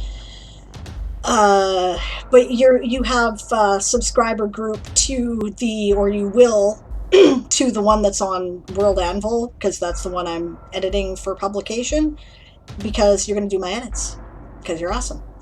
Because, yeah, it'll be fun. Fungal Mass is my new metal band name, says Ludaku. Yeah, it's a good metal band name, isn't it? Oh, the article is making Daz write a poem. Excellent. Like the extra gravity pull in that direction triggers the spores position of an astral body. That makes marvelous sense. That makes really marvelous sense, actually, considering where it is. Another thought I was kind of toying with are solar storms, maybe. Okay. Oh, mushrooms can be used for cancer therapies? Okay. And the chromophores of mushroom dyes are organic compounds and produce strong, vivid colors. Ooh.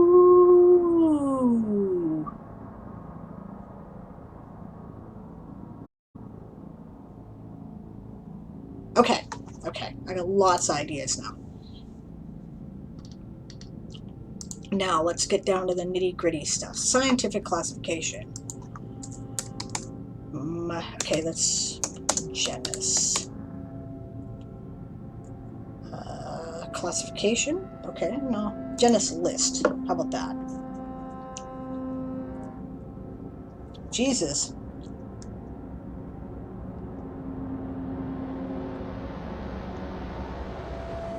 Can we just not have a general mushroom name?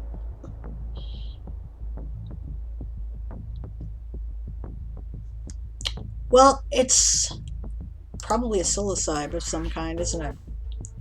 Because I said it will have psilocybin. Because it will be psychoactive. Because it's no fun to have... I mean, come on, big, giant, glowing blue mushrooms with green glow bioluminescence. Of course, they've got to be able to get you stoned, right? Like...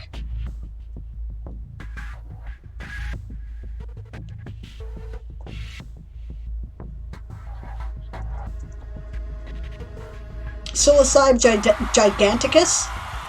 That's the Sprint gang.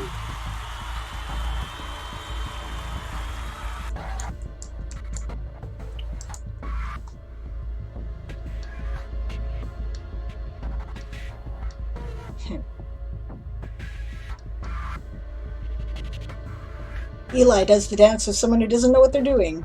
Okay. What do you not know about what you're doing?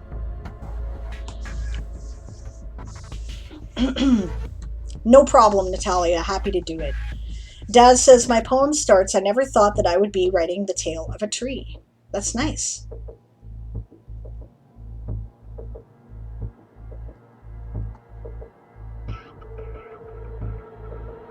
Yes! Yeah, that's legit. Author Goddess says, it's funny that me and Sable did the heavy science fiction fantasy stories while everyone else did the more contemporary stuff. Yeah, it's absolutely true. right? It's a multi-genre collection, mostly because she wrote a fantasy romance and I wrote a sci-fi romance, basically. Ideas for the challenge? Yeah, I'm doing giant mushrooms. Spores in space? I'm here for it, says Eli. Oh! Thank you! You give me an idea. There's a thing that my starseed trees do to pollinate that this mushroom could definitely take advantage of. I'm totally going to do it. Oh, Aurora Borealis. Yeah. Oh, when there's an Aurora Borealis, they release spores. That would make sense, wouldn't it? Kevin is a general mushroom name. Is it legal to smoke on stream? This is an adult channel. I've specifically marked it for mature viewers, so I'm sure that it's probably fine. You know? Travis does it all the time. Travis Tavern Talks. And so does Aaron, actually, so we haven't been in trouble yet. It's my birthday cigar. Special occasion. Author Goddess says Grateful Dead shrooms. Eli, mutter, mutter, mumble, mumble. Can I do a thing? Yes, you can always do a thing. If they can't kill you, they're not funny mushrooms. Well, see, actually, psilocybin mushrooms are harmless, right? They're all absolutely non-poisonous. The amaritas or amitas or whatever, those are poisonous, right? They'll get you high, but they're also poisonous, right? Psilocybins, right? Nobody has ever died from eating too many psilocybin mushrooms. They have died from eating mushrooms that they thought were psilocybin mushrooms, which were actually poisonous, right? And the initial symptoms of the poison are psychoactive too, so they didn't get treatment until it was too late, right? And people have also died from misadventure when they have taken hallucinogenic mushrooms. But nobody has actually died from the psilocybins. I looked that up because that was part of my book, The Witch's 8 Paths of Power. Because covering the use of substances in magic, some of them legal, some of them not, depending on where you are, was something that I explored. I looked at it, right? So, and I was only willing to actually experiment with, for magical purposes, with something that was safe. So,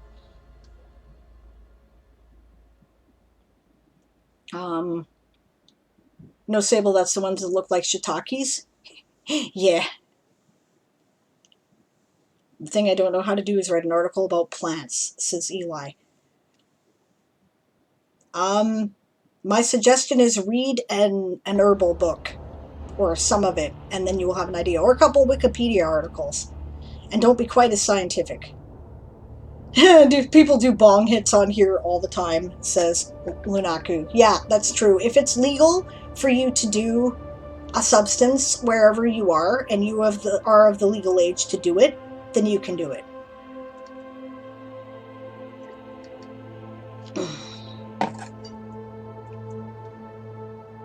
Just, Aaron always goes off stream to smoke dope. Because, well, he takes it medicinally and he takes it all the time, right? So, okay, that's the next sprint. I see lots of people in for the raffle. That's good. I'm going to move on to Satrium's article for this next sprint to make sure I get time to do it. Plant green with big fat stem and tiny stick leaves, very bushy. Alright, so there is Satrium's article. I like your art. Is that from, those are the same people that do World Spinner, right? That do the character generator thing? Because that looks great. Okay. Keth Beltune, an elite warrior from Exandria, trapped in a different world, searching for a way back home. On your search for a way back home, you find a new home instead. What would you do? The story of a lost soul finding a new home. This sounds great. Okay, age. I like your sidebar table here. That looks really cool. Makes it really easy to see the statistics. Age 297 years, 108 years in her current life. Species drow. Biological sex female. Height 163 centimeters or 5'4". Weight 58 kilograms or 127 pounds.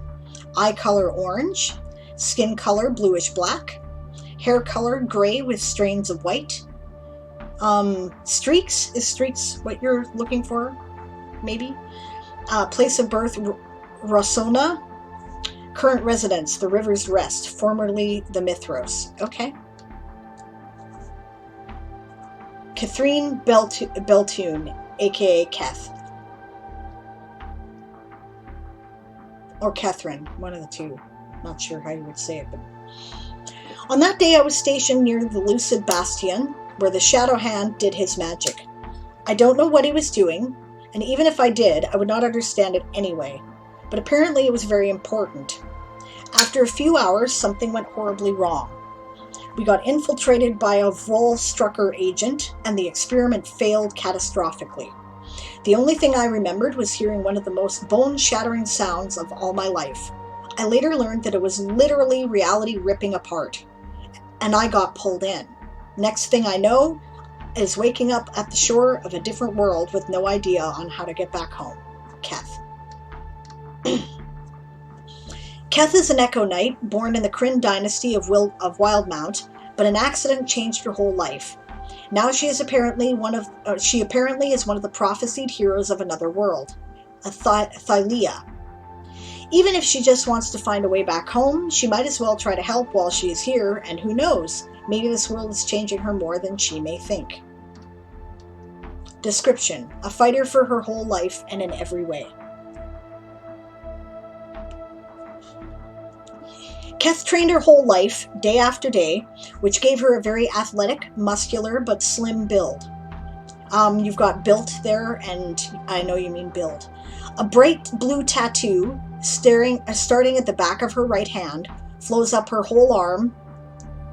You've already got up, so you don't need it twice. Flows up her whole arm to her neck, like tongues of smoke or flowing water.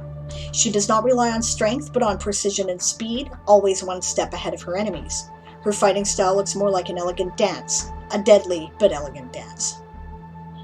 Keth is very self-conscious in social situations. I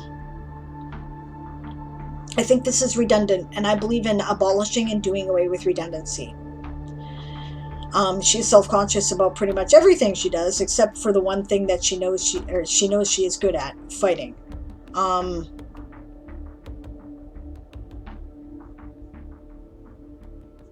I guess you could say that.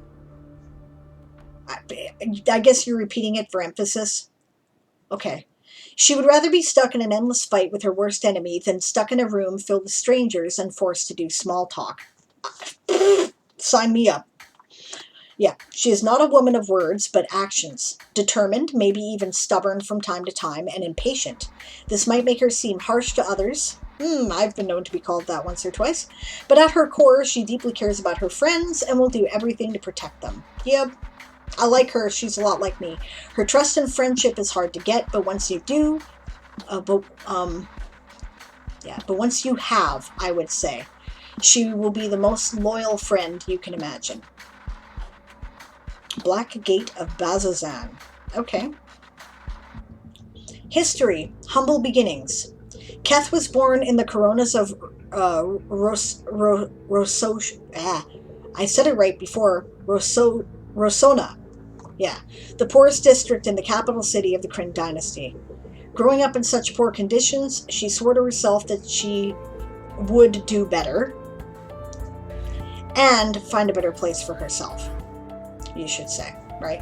So she started to practice and train, joining the Aurora Watch at only 35 years old, slowly working her way up. Yeah, that's young for an elf. After years and years of training, she was transferred to Bazazan, a town probably better described as a military outpost. Bazazan. The entire mountainside was a prominent temple to a number of betrayer gods long ago. The inhabitants had begun to reclaim elements of it, but then uncovered that you don't need the comma there, but then uncovered that there were quite a number of remaining doorways comma that's where the comma goes. And they only managed to build part of the city before it was assailed. Most of the tunnels that lead to the various entrances have been collapsed and or blocked in order to funnel any creatures coming from under the mountains into one area to make defending the village easier. Okay. Bazzoxan is not a great place to be. Period. Oh. Yeah, it is far away from any civilization, and the only thing going on are the monsters running out of the Umbral gates. But Keth saw this as an opportunity, proving herself, I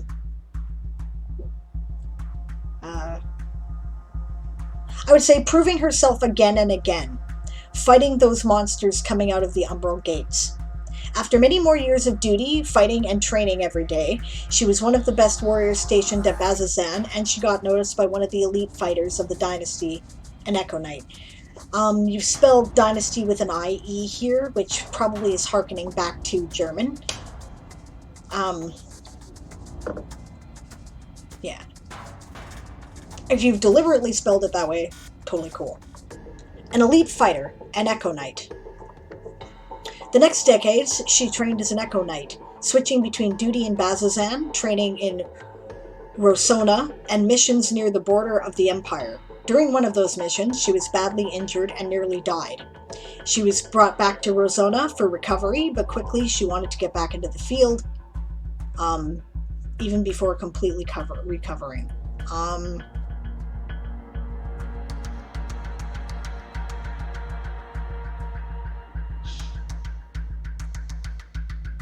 I don't think you need that even before completely recovering.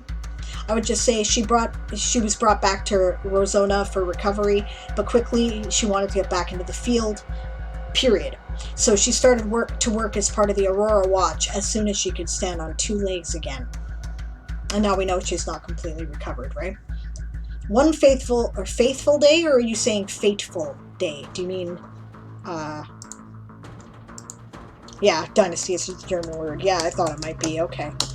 I know it's the Dutch word too, so I think fateful is what you were looking for instead of faithful. So, alright. One fateful day, she found herself in the midst of an assassination attempt orchestrated by the Empire and saved multiple important members of Den Beltune with her quick acting. Quick action, I would say. Action instead of acting. There we go. As a sign of gratitude. English is weird. Gratitude as opposed to gratefulness. There we go. And taking her accomplishments in Bazzoxan into account, Den Beltune took her in, and she got consecuted. Do you mean consecrated?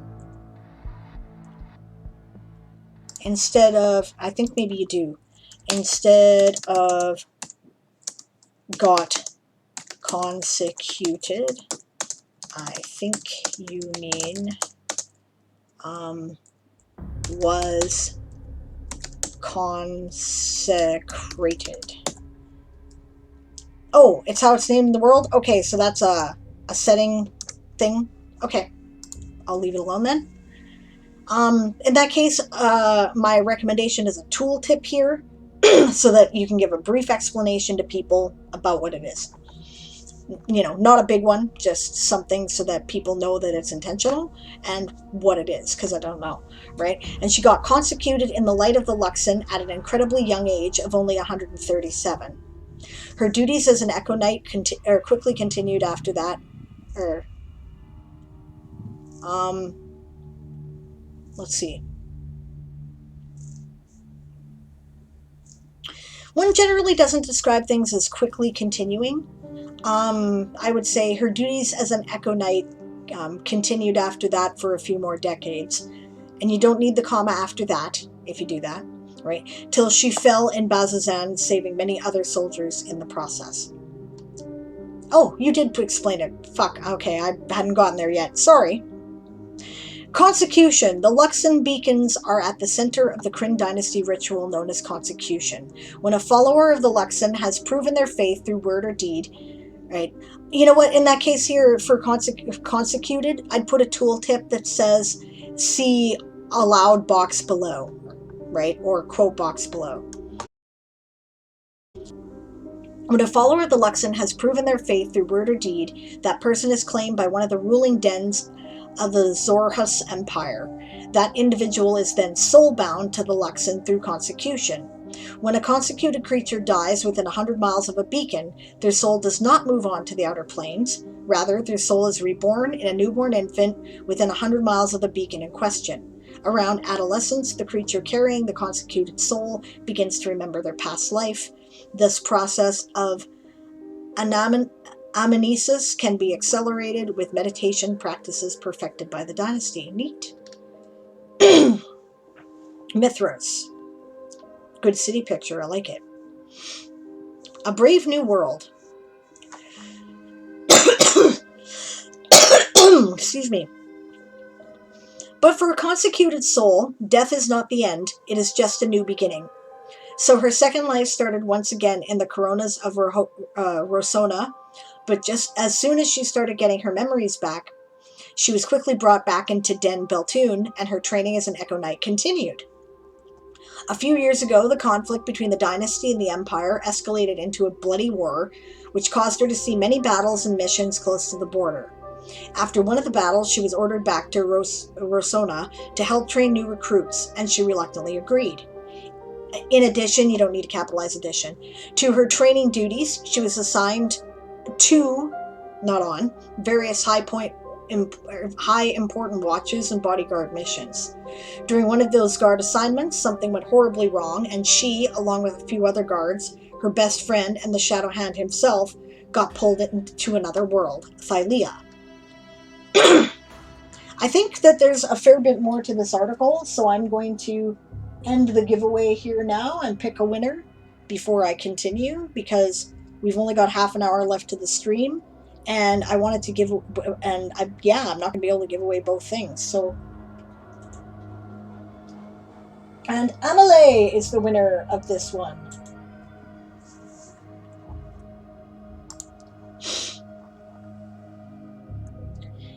So I think that, let's see. Because this should have been, congrats, with rats highlighted. That's great. I think that, because we've only got half an hour left to the stream, that should have been the one. Hi, Coffee. Good to see you. Welcome to my Hobbit birthday stream. Are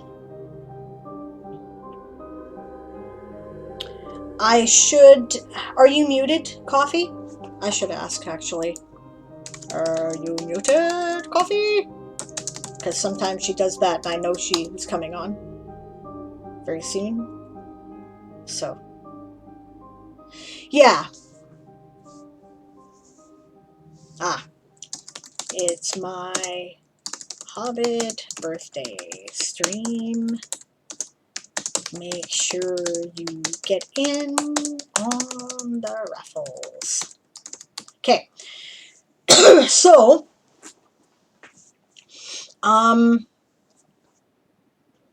yeah. Emily, do you want the Weird West package instead of the story? Because you could do that. That would be all 7 of the existing Weird West Chronicles in ebook. Right? Some of them, the first 6 were published in a book called Once Upon a Time in the Weird West, and then the 7th appeared in an anthology that I published that multiple contributors called Gunsmoke and Dragonfire.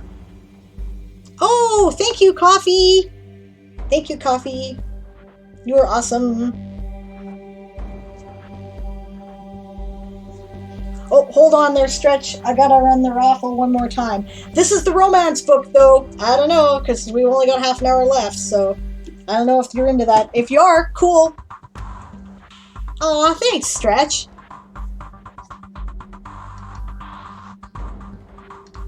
So if you want the Weird West package, let me know. Actually, I'll tell you what. Here's how we're going to do it. This last raffle, you can pick either the Weird West ebook package or the physical romance book, which I will send to you. Right? And that's how we're going to do it.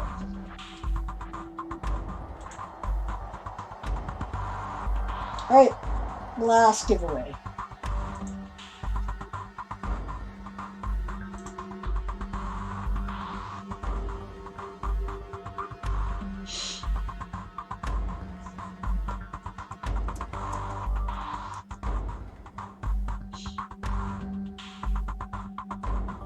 Okay.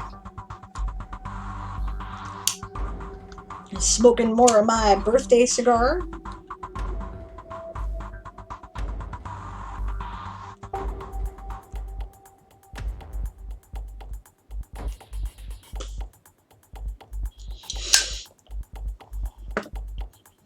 Yay! All right.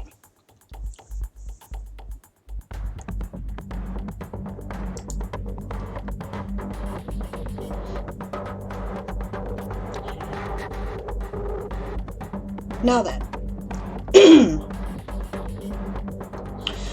we'll continue with Satrium's article. What could have been days, years, or just minutes later, she found herself washed ashore on a different coast all by herself. A coast she had, not has, never seen before, under a completely different night sky. With no clue what happened and no idea on where she was or how to get back home. You said is, but it's was would be the right tense there.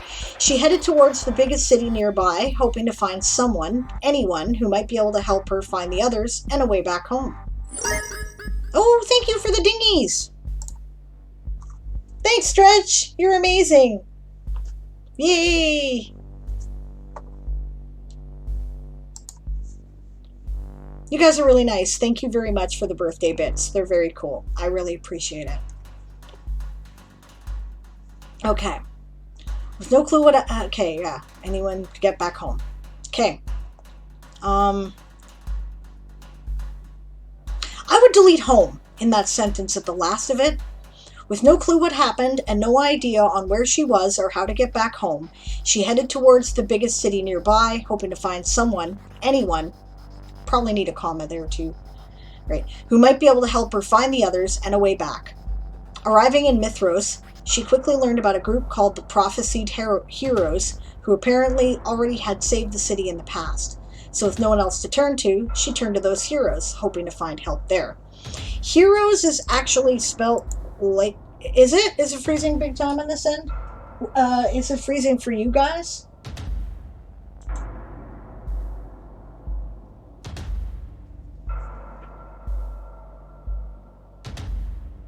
Working for Satrium.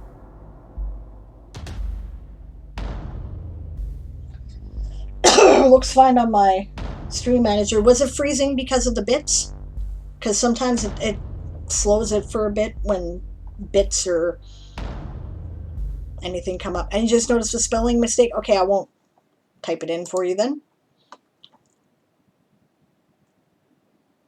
All right. As soon as Nissa saw this strange, dark-skinned woman following them, a vision flashed before her eyes. A man with the same dark skin as the woman she just saw is standing over a table, papers and scrolls, a table of papers and scrolls, and that's the get back to work growl. Filled with strange and alien symbols, actually this way, I should point I guess, but strange and alien symbols. Oh, okay. I see. Okay, I didn't understand your sentence. I was getting ahead. Okay, see you in a minute, Stretch.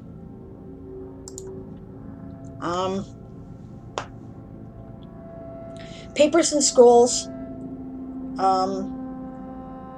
filled with strange and alien symbols scattered on it, and a chain binding his ankles, leading into the darkness. And in this darkness, 3 eyes emerge, staring right into her soul. Barely being able to rip herself away from their gaze, the vision around her changes, finding herself in a cave with an endless pile of coins, gems, and other treasure extending into the darkness. And in the middle of this, a huge maelstrom is roaring and leading down into darkness. You're repeating darkness a lot. I would suggest trying to find different ways to say that. And once again, the vision changes. She's now back in Mithros, but not the Mithros she knows. Because if you're going to do everything else in the present tense, do that there too. The city around her stands ablaze, people screaming and running for their lives. But in all this chaos, she sees herself, Artigan and Lero, the three prophesied heroes, bloodied and exhausted, but still fighting. And fighting right next to them is the strange dark-skinned woman she just saw in the streets of Mithros. As a loud roar is echoing over the city, her attention shifts skywards. Above Mithros, there are 4 dragons circling the city, a sight that hasn't been seen since the Dragon Lords came to this world many, many years ago. And this is vision. Nice. Porter Workshop, that's the word I was looking for. Okay, that's the name of the group that was doing it. Yeah, they're the same guys who do World Spinner, which I have a membership on. After that vision, Keth joined the heroes. They are helping her to find a way back home while she's helping them accomplish their goals in the meantime. You don't need in the meantime because you said while. While does that, right? They're helping her find a way back home while she is helping them accomplish their goals. Keth does not believe in prophecies. They just describe one possible future, but the heroes are her best bet at getting back home for the moment. And since you've now switched to the present tense, you have to stay there. Over time, Keth has realized that it might not be as easy as she has hoped. She has found her best friend Elrin, and she found the Volstrucker agent that caused all of that, which you should put a link to in that sentence, because the rest of us don't know what you're talking about, and that would be helpful. But the Shadow Hand, the only person probably able to bring them back home, is held captive by one of the gods of this world. She has started to get frustrated more and more, until that frustration has become anger or has turned into anger, and she has had to accept that she will be stuck here for a while. Turned into anger, and she has accepted, I would say, that she will be stuck here for a while. Even if she will not admit it quite yet, this new world will, right? Even if she will not admit it quite yet, this new world grows on her day by day. The heroes becoming her friends, and the prophecy morphing into a destiny, a goal. So when she finally gets the opportunity to return back to Exandria, will it still be her home, or has she found a new home in this different world? Special abilities. An Echo Knight trained to wield the power of choice itself. A mysterious and feared frontline warrior of the Kryn dynasty, the Echo Knight has mastered the art of using dunamis to summon the fading shades of unrealized timelines to aid them in battle. Cool. Surrounded by echoes of their own might, they charge into the fray as a cycling swarm of shadows and strikes. Dunamancy is a primal magical energy of potentiality and actuality, an anticipatory arcane force that helps shape the multiverse and might very well be what holds everything together, like an infinite web of unseen tethers. What a cool concept. It controls time and space, chance and possibility, and Keth is able to tap into this power even if she doesn't fully understand how it works and what it is. I'd put a period here. And actually, I would delete the rest of the sentence. We understand that she trained into it because you said earlier that she trained for years to be an Echo Knight, right? She can summon alternate versions of her from timelines. I would say alternate versions of herself from timelines that could have been if she had made different decisions. Those alternate versions, those echoes, fight alongside her and are nearly as deadly as Keth herself. Morality. Protect those who protect you, kill those who would kill you. Keth's morality is pretty simple.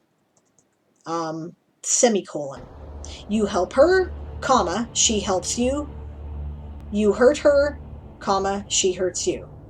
At least it was as easy as this, but being around people who consider themselves, you've got themself and you need themselves, heroes, changed her, and she is slowly starting to care more about those around her.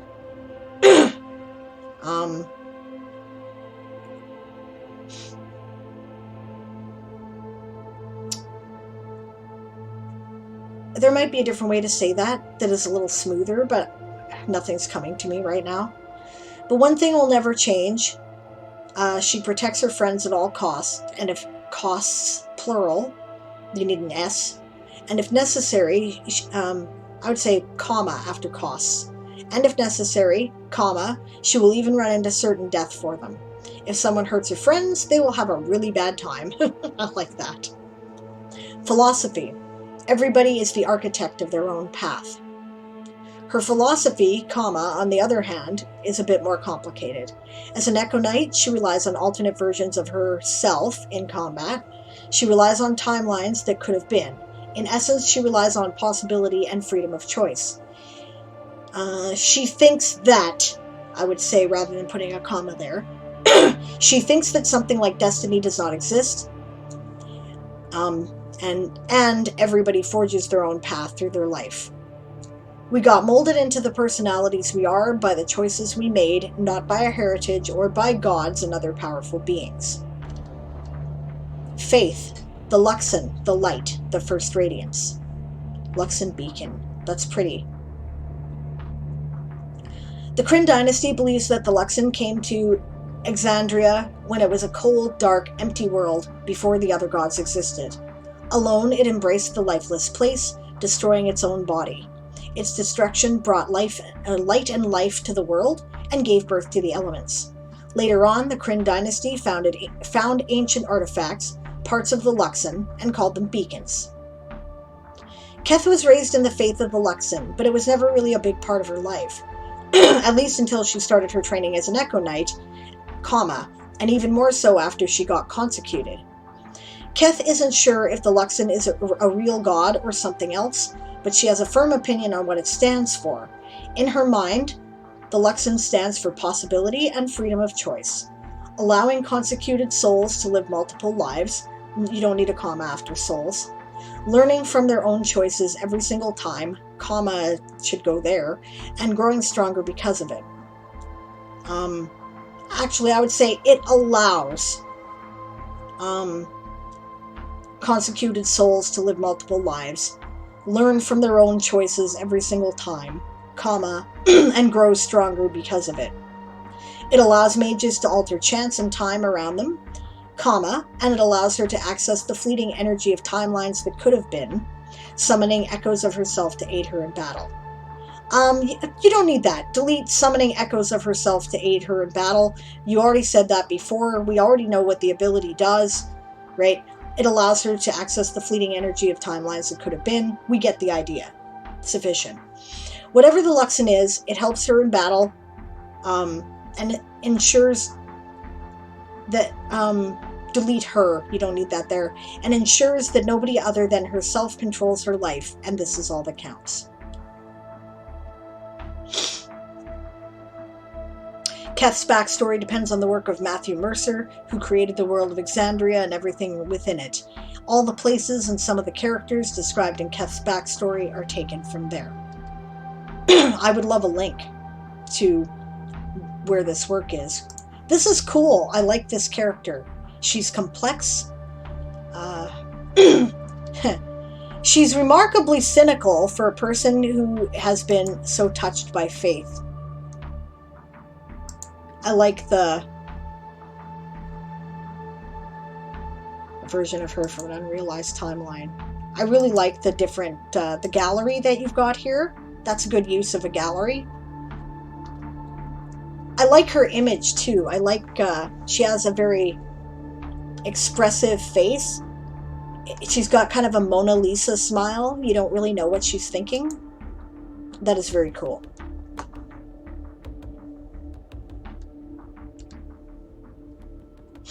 Okay.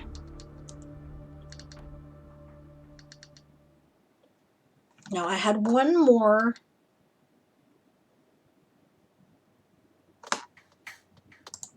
showcase here. I'm going to check how long it is. It is long. Okay.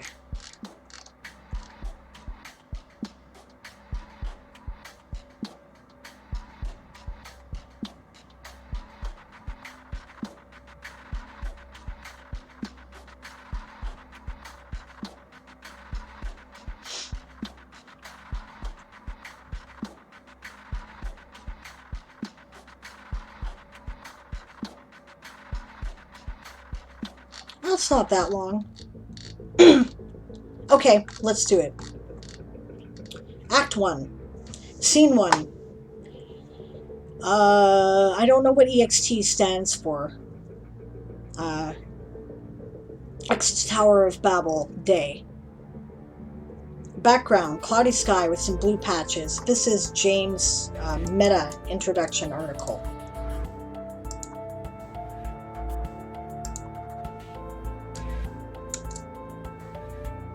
Exterior, okay? Welcome back, Stretch. See you in a minute, Daz. And no worries, Satrium.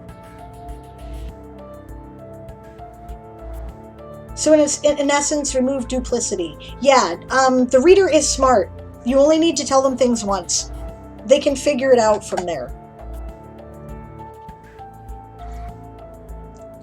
Lots of people have gotten into the habit of going back to the VODs when I reviewed their article and taking notes, and perfect.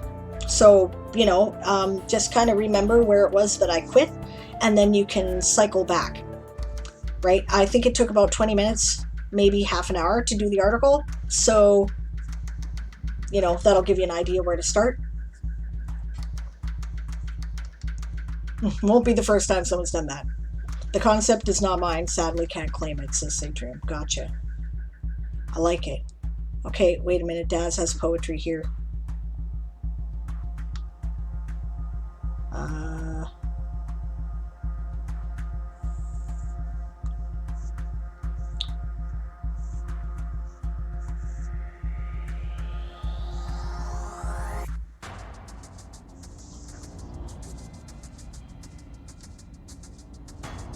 You know, honestly, Daz, I'm not a great poet.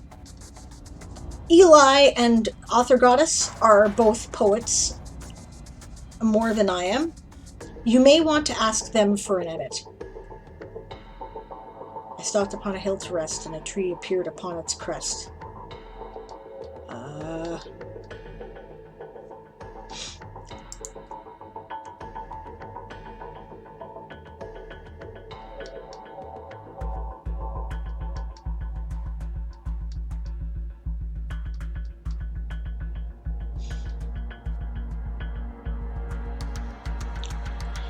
It once went north in the cusp of fall, running away from Axon Mall. It's off to a good start as far as I'm concerned, Daz. Okay, exterior.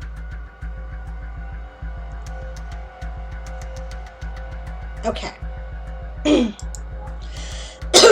Act 1, Scene 1. Exterior, Tower of Babel, day. Or Babel, rather. Yeah. Background, cloudy sky with some blue patches. Foreground, the Tower of Babel. It appears to be wider at the bottom than the top. We start at the bottom of the tower. It looks primitive and appears to represent a time period, the Stone Age.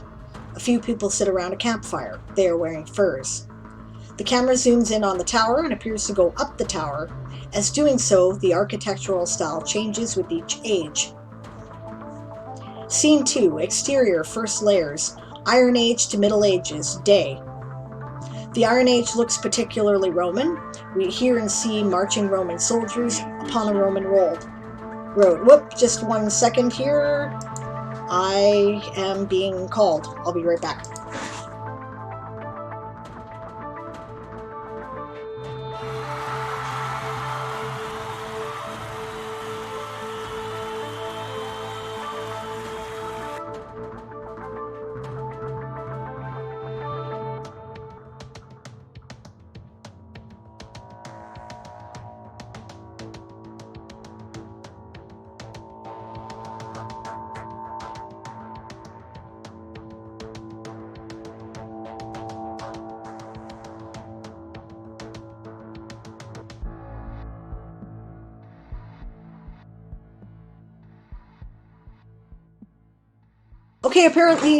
Apparently my birthday dinner is here and it's going to get cold, so I am told I have to quit on time. So, you have 6 minutes left to enter the raffle. I am going to close it earlier than it says.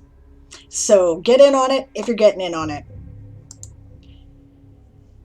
I'll do what I can in the next 6 minutes, but Yeah. All right. The Iron Age looks particularly Roman. We see and hear marching Roman soldiers upon a Roman road. One level up. The Middle Ages look distinctly English with its castle-type battlements. The sky turns dark as a storm is about to rage, as we hear a blacksmith's anvil, and quench as we see the blacksmith quenching a sword.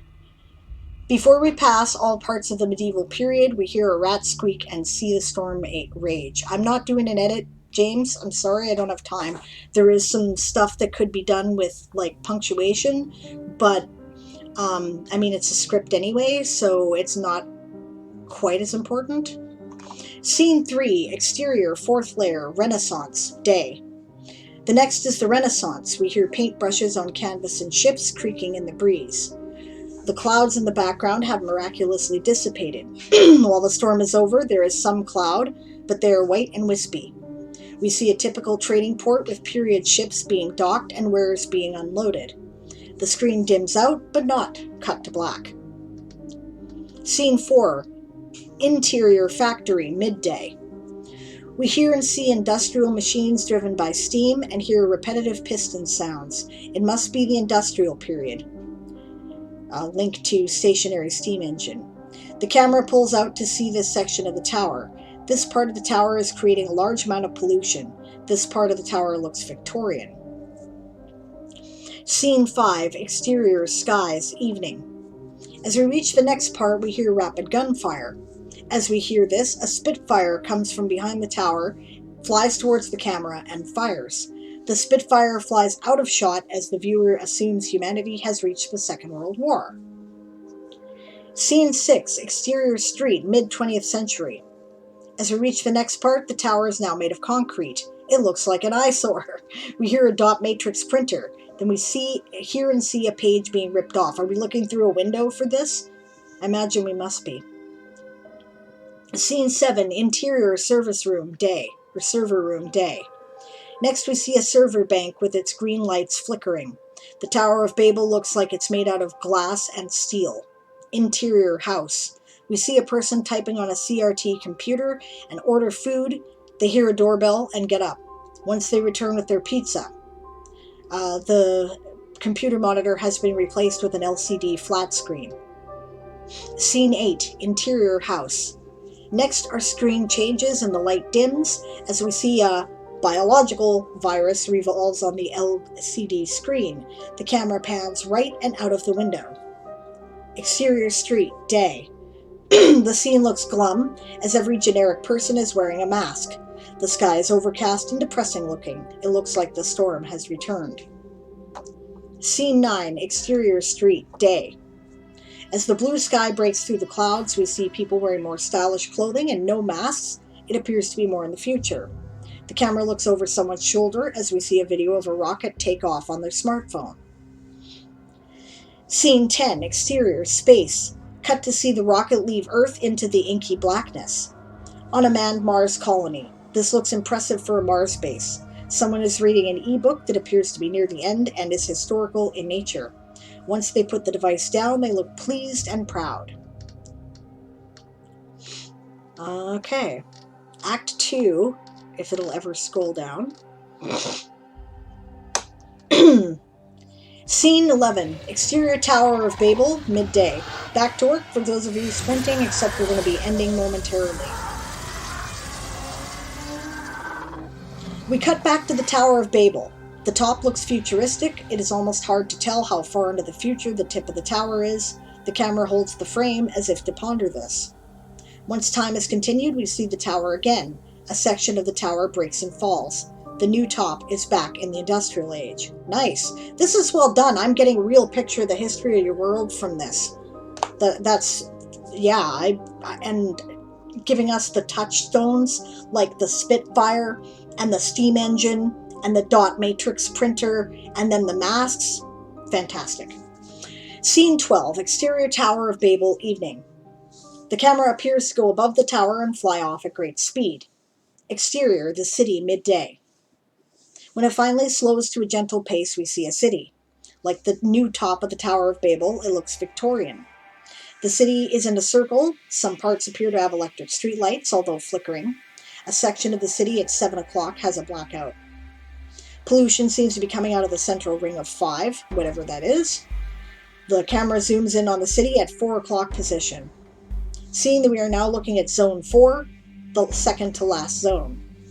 We are now at the level atop of buildings. We can see people going about their business. There are market stalls of 3 columns and people walking in between. We see some passing of money and goods. That's about it. The market stalls are selling food items such as bakery, canned, and bagged products. No general mood of the crowd is apparent.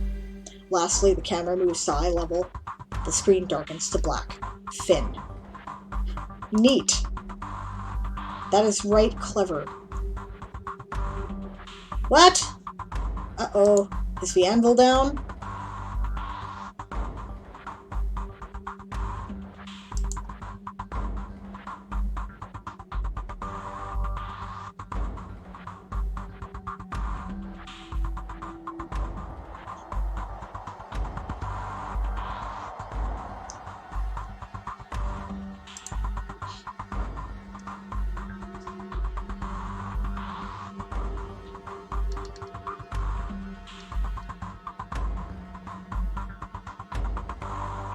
Alright, last chance to enter the raffle.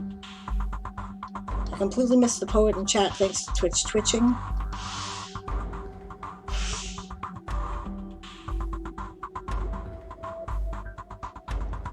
Alright, Ron, let's have it.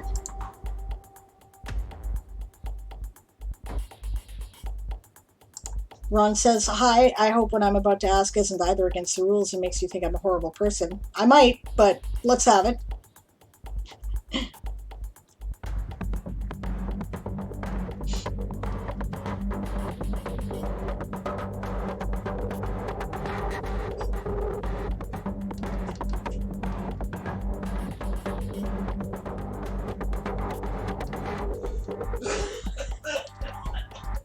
What is this going on, Ron?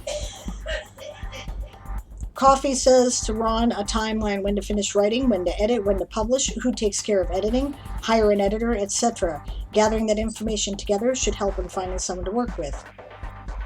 And if someone says your work, half of the collab is only worth 1%, that doesn't sound like a good friendship to have. I'd agree completely.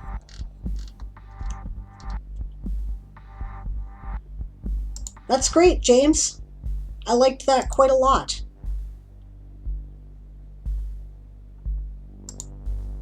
All right.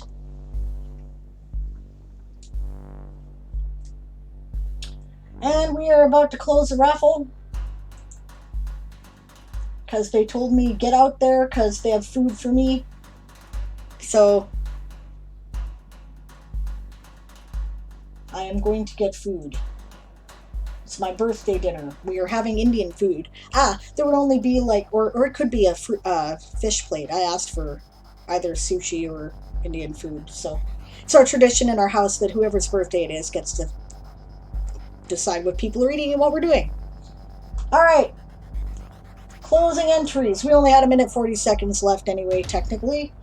And the winner is Eli again. Congratulations. You get this.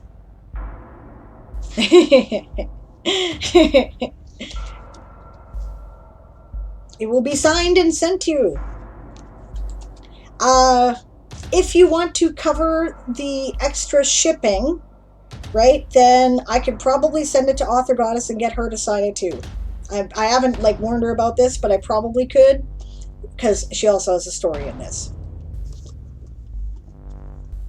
Yay, so make sure you send me your mailing address on the Discord so that I can see that you get that. And awesome. All right, guys, thanks so much. This was a lot of fun. I really had a good time today. Thanks for celebrating my birthday with me. I may or may not be on for the sprint lobby tonight. I probably won't, actually. I might run it if there's nothing going on, but probably not. And otherwise, I will see you tomorrow for Sable's World Forge starting 1 p.m. Pacific time, 9 p.m. GMT, and later at 5:30 p.m. we will, that's Pacific time, we'll be having our Toysoldiers old school Pathfinder game in the Toysoldier Saga universe.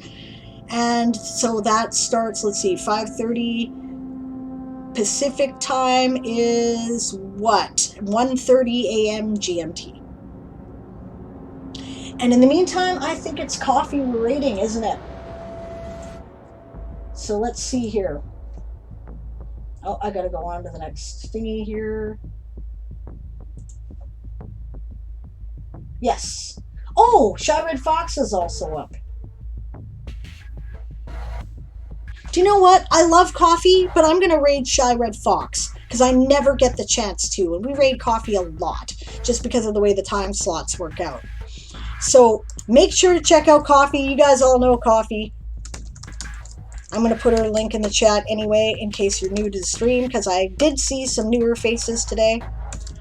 You definitely should watch their stream. They do writing and For the Words and World Anvil, and they're a lot of fun, and they have stream writers, and they have stream avatars, and they have really awesome electro swing music, which I think is great. But we're going to raid Shy Red Fox. So don't forget, when you get there, the raid shout is prepare to be boarded, because we are the Sables Privateers. I have had a lot of fun. And thank you all for your support and the bits and celebrating with me and boosting the stream. And I'll see you tomorrow.